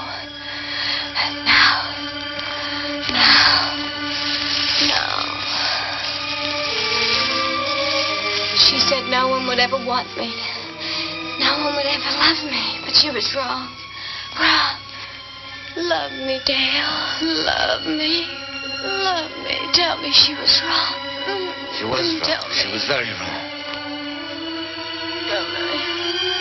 Show me. Show me. Not this way, Cynthia.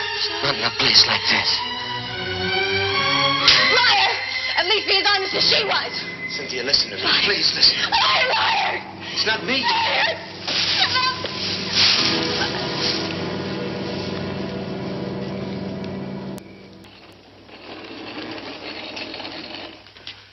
Yours? No, it can't be. You've got to have the wrong number. You're on tonight's list. They probably want you to take a test or two tomorrow. What kind of tests? Not my department. Down the hatch, friend.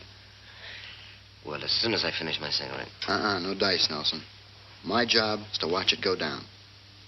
Or deliver it out of the end of a hypodermic. Take your choice. Oh, well, you leave me no choice. Happy days. Hi. Yeah, what is it? Where are you taking me? Therapy. Therapy? I don't need therapy. This is junk room. Oh, let me out of here. Let me go! What the hell is this, though? What the hell is it?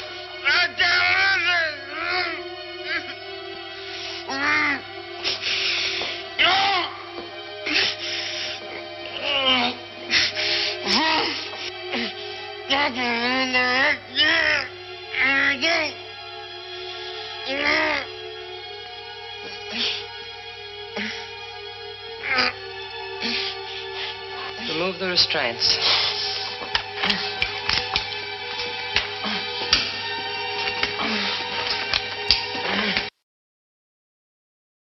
Volts.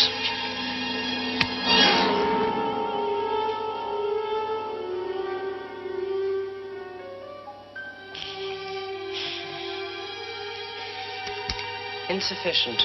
Increase it to 100.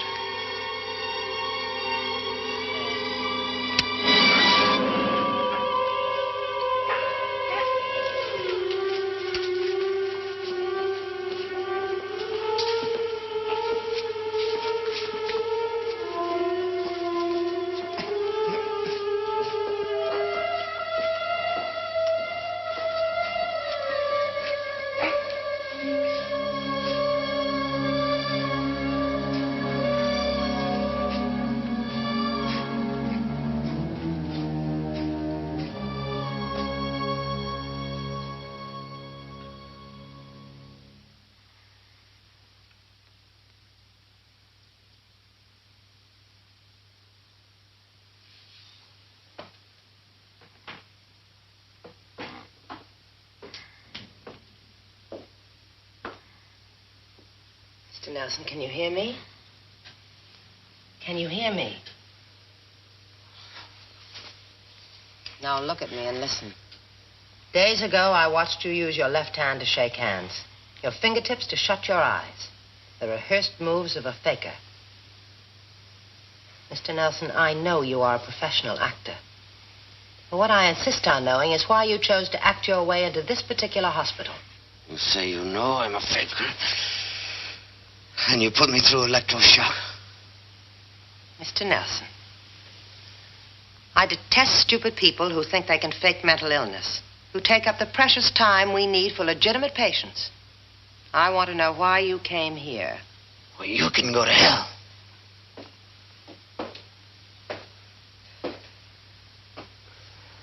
Do you know the penalty for fraudulently entering a state hospital? Not nearly as tough as a penalty for torturing a sane man. When I get through telling the courts about this, it'll be a pleasure for me to serve my 6 months in jail, knowing that they've booted you out of the medical profession into prison. You've made your point, Mr. Nelson.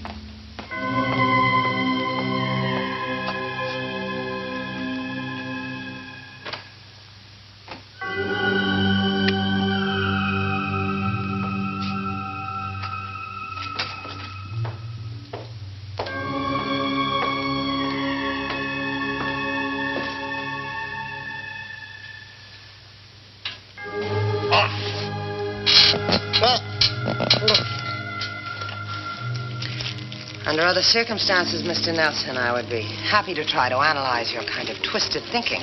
What makes you believe, Mr. Nelson, that a liar and a thief has the right to threaten my professional life? My research can't afford you, but paradoxically, it most certainly can use you.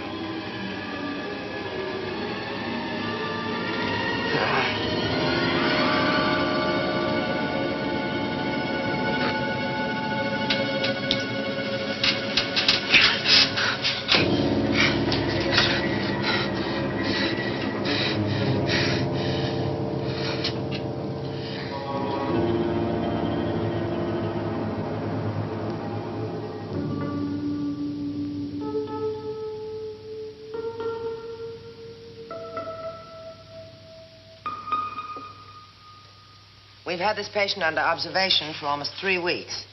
Our findings are that he is a catatonic schizophrenic with only periodic phases of mobility. But potentially he's dangerous to himself and to society. I therefore respectfully petition this court to terminate the present observation order and commit this patient for an indeterminate period. We concur with Dr. Billy. Very well, so ordered.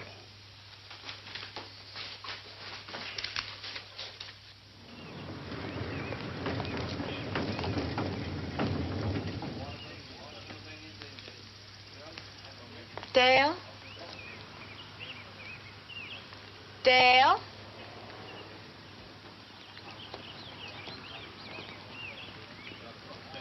Is he a friend of yours? My God. What happened to him? Catatonic. Something snaps inside and they just go off. I can't believe it. I just can't. Well, visiting him might help. We're out here every day. Now, this one used to come out of it every couple of months while his wife was alive, making visits. Hasn't moved a muscle now in almost a year. You know, in a way, they're better off than we are. Where there's no sense, there's no feel.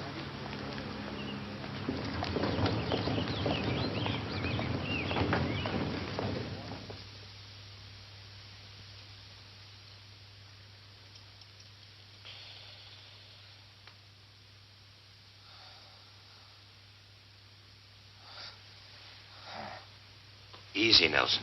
Easy now.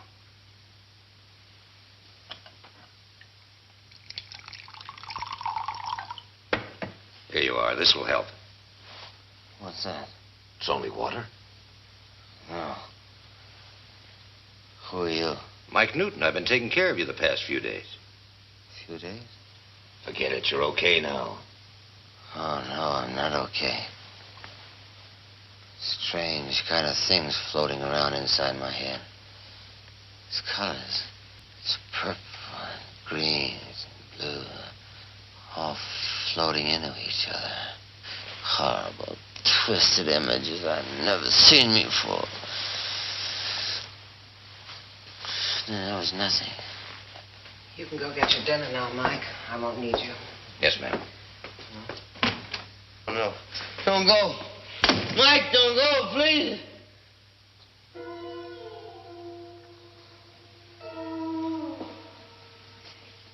Is there anything further you can recall about those images, Mr. Nelson? No.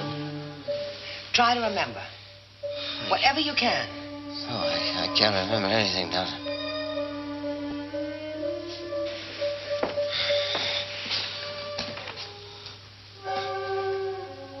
What are you doing?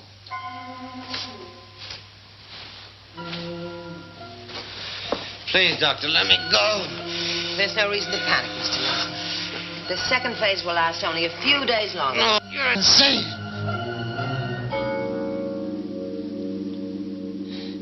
Try to describe your sensations. Watch my face now. Is my face changing?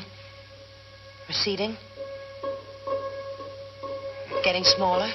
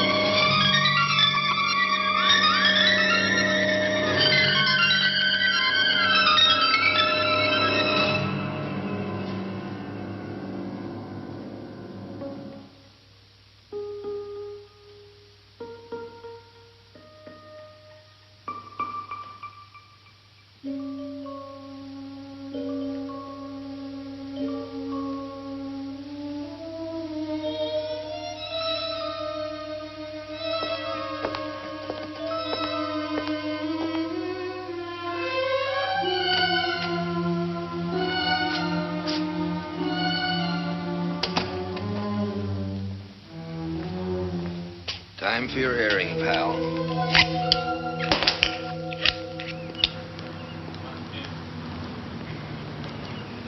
Hi. Here's your boy. Any change? Too soon, I guess. Well, while you visit, I'll shop talk.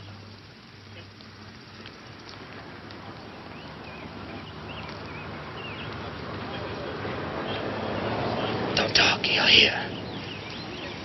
If he comes any closer, touch your face and I'll know. I'm all right now. But I don't know how long I can keep him believing I'm catatonic. Cynthia, I'm scared. I've never been so scared in all my life. You've got to help me. There's no place else I can turn. You're my last hope. The keyboard in the office. The key to the isolation ward in the building. Bring it to me tonight at the dance.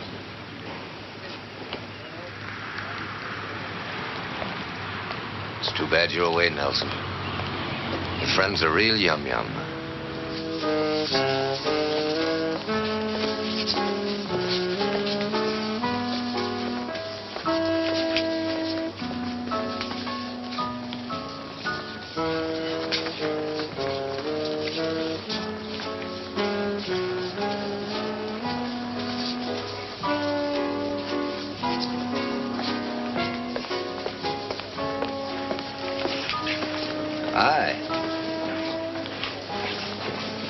one dance before you visit her. Come on, he doesn't even know you're here. One dance.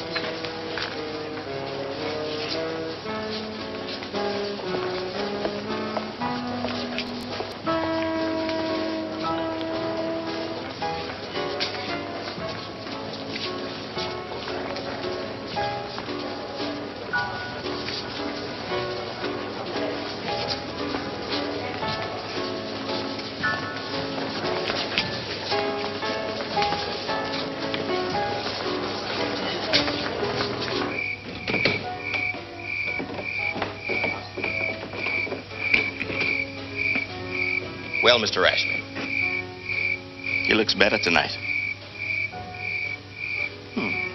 Being out here in the garden might help. Fine, fine.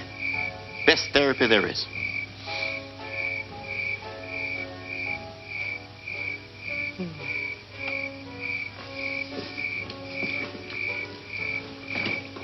Good evening, Your Highness.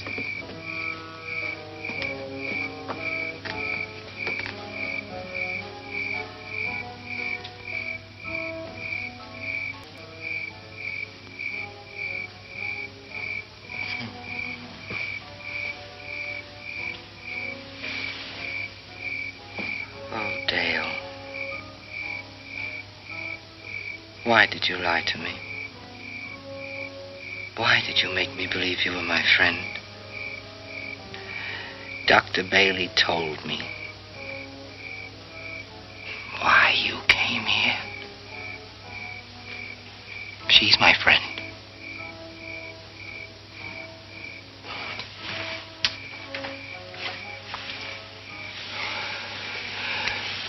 You're never going to leave here now. But I am. I'm going home tonight. I'm glad I'll never have to see you again.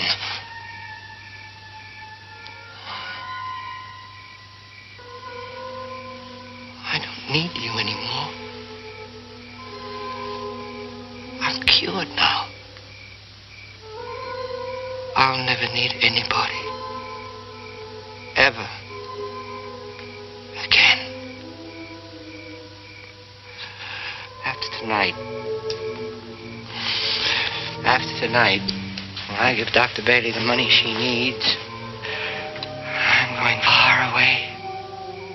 Far away from people like you. I've never had a real friend.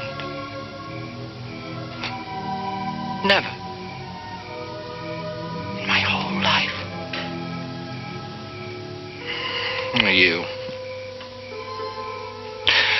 You didn't care about the roses.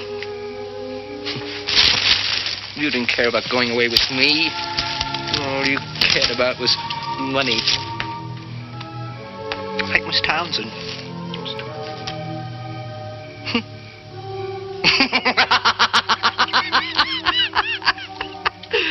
Oh, yeah, that's why she wasn't fit to live. And neither are you.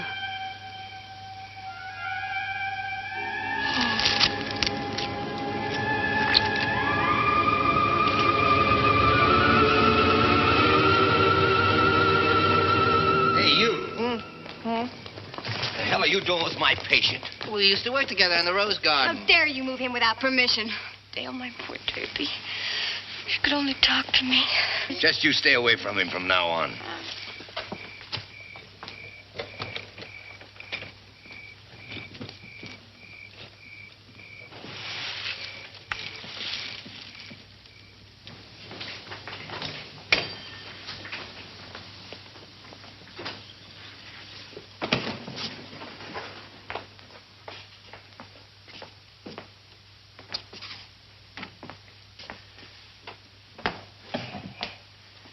Up you go.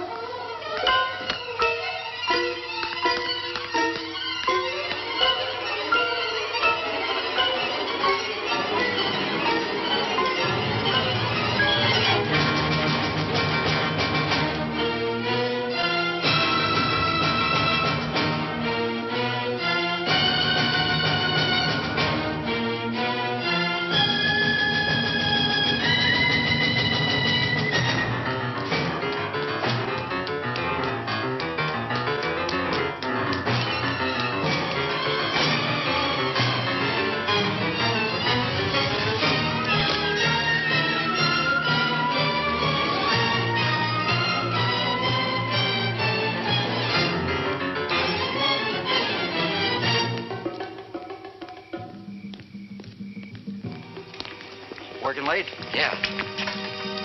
Hey, wait a minute. Hold it. Who are you?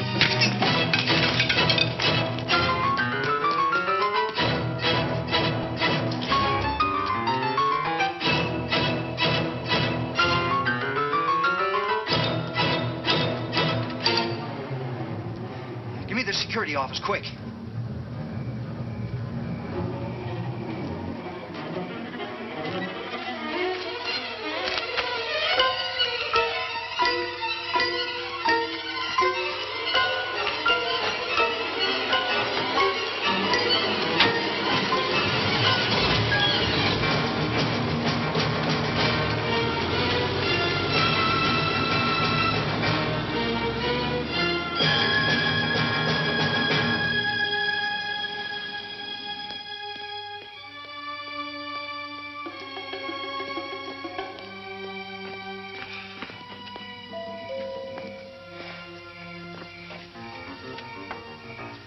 I'm sorry about the hour.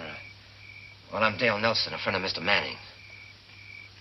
Please come in, sir. Thank you.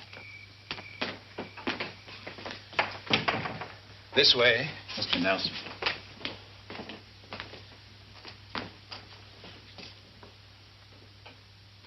Mr. Manning? Yeah. Terrible loss, isn't it, sir? Well, what happened to him? A sudden heart attack yesterday morning. You're welcome to go in, sir. Oh, I'd rather not.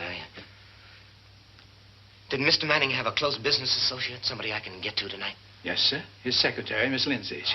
She's inside. Would you ask her to step out here? It's very important. Yes,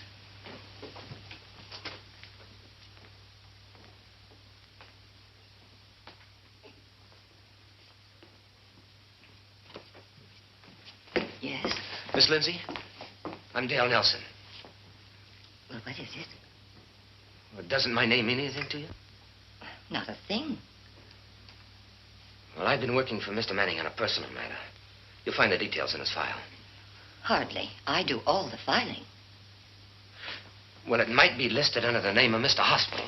I assure you there's nothing. Well, it wouldn't be in the usual files. It was very confidential. That's absurd. Well, all I'm asking you to do is to look. Please don't raise your voice. It's hardly proper. I'm sorry, Miss Lindsay. I wouldn't bother you at a time like this, but I can't wait. I'm in serious trouble. Mr. Manning couldn't afford to let anyone know why he hired me.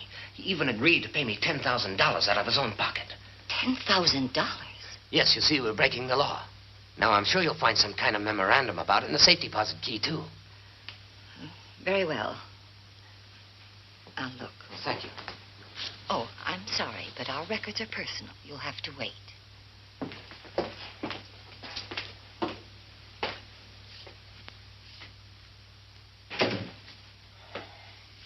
This is Miss Lindsay, 608 North Sierra. I want to report a case of attempted blackmail and extortion. A man who calls himself Dale Nelson is here trying to involve Mr. Manning in a crime. Send 2 cars to 608 North Sierra. Now listen to me, madam, and don't lose your head. He's the man who just escaped from the state hospital. An escaped lunatic? Oh, I was just checking. I'm consulting. Oh, don't touch me. I'll scream. I'm not going to hurt you, Miss Lindsay. I just want you to know what you've done. I'm in trouble because Mr. Manning hired me to find Amelia Townsend's money, and you've just taken away the only chance I had.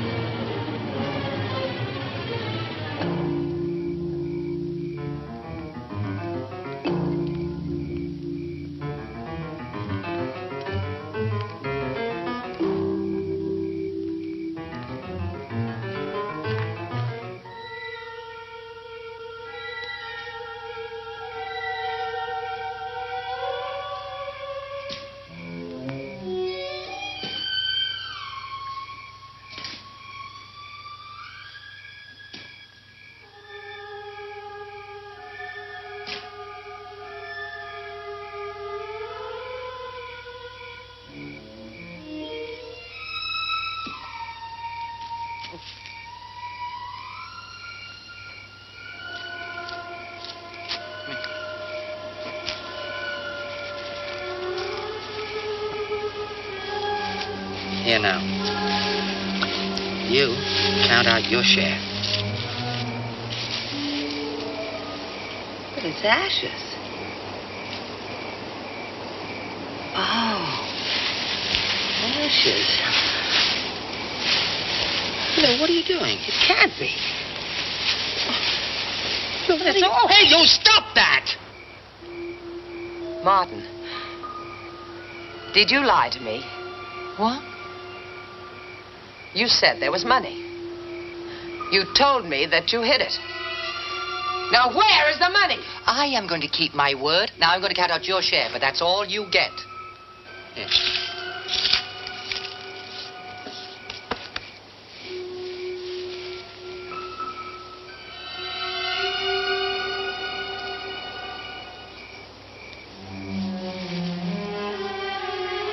Where is the money? Oh, you... That's all. Oh, asses! You yell at me! That's what she used to do, sit in there and yell at me. Well, I'm sick of it. Martin, wait. Now, Martin, I want to talk to you. Now, give me that thing. Now, come on, give it to me.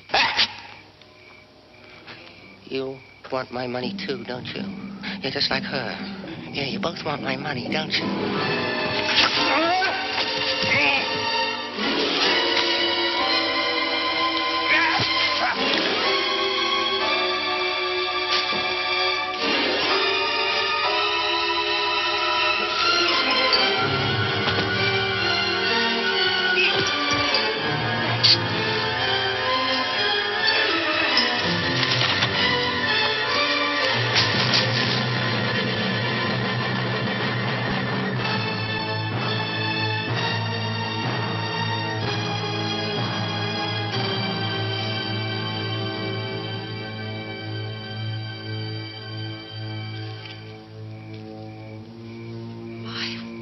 Work. I counted on it. He said the money was here.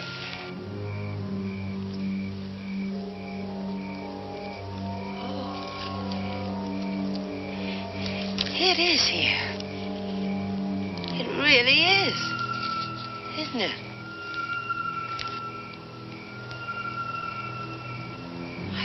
31 hours with this patient. 31 separate hours. He had to be telling me the truth. There isn't anything. There never was. Come on, let's go. Yes, of course. We'll start looking. Where? There. The house.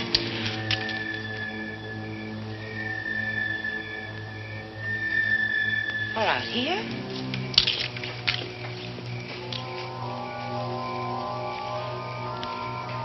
Will you help me, please?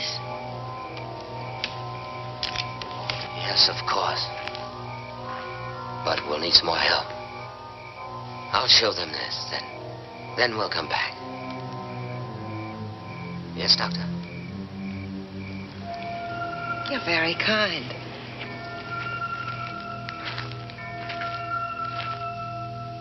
Your Honor, this was a dedicated woman, a scientist of great vision, but deluded vision. Her ultimate collapse came with the realization that her purpose in life, her cause and career, had ended. Because the money didn't exist? Yes, sir.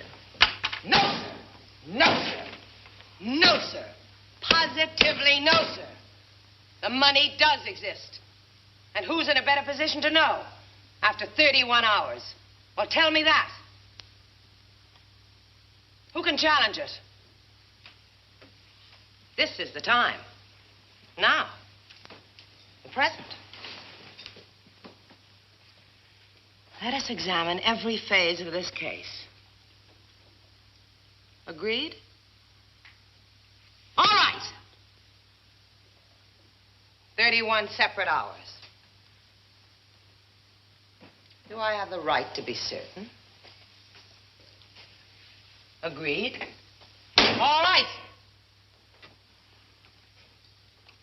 We begin with a lonely, secretive type of schizophrenic. We know how difficult he is to reach. Agreed? All right. And who is in a better position to know? Tell me that.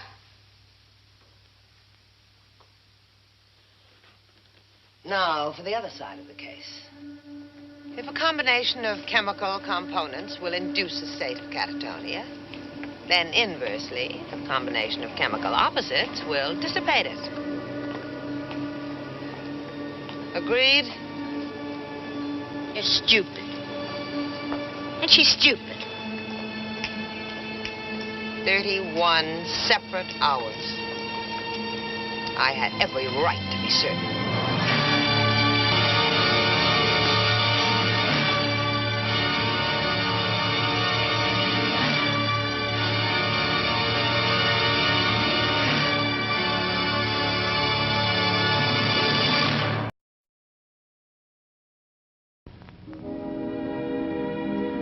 And now, folks, it's time to say goodnight. We sincerely appreciate your patronage and hope we've succeeded in bringing you an enjoyable evening of entertainment. Please drive home carefully and come back again soon. Good night.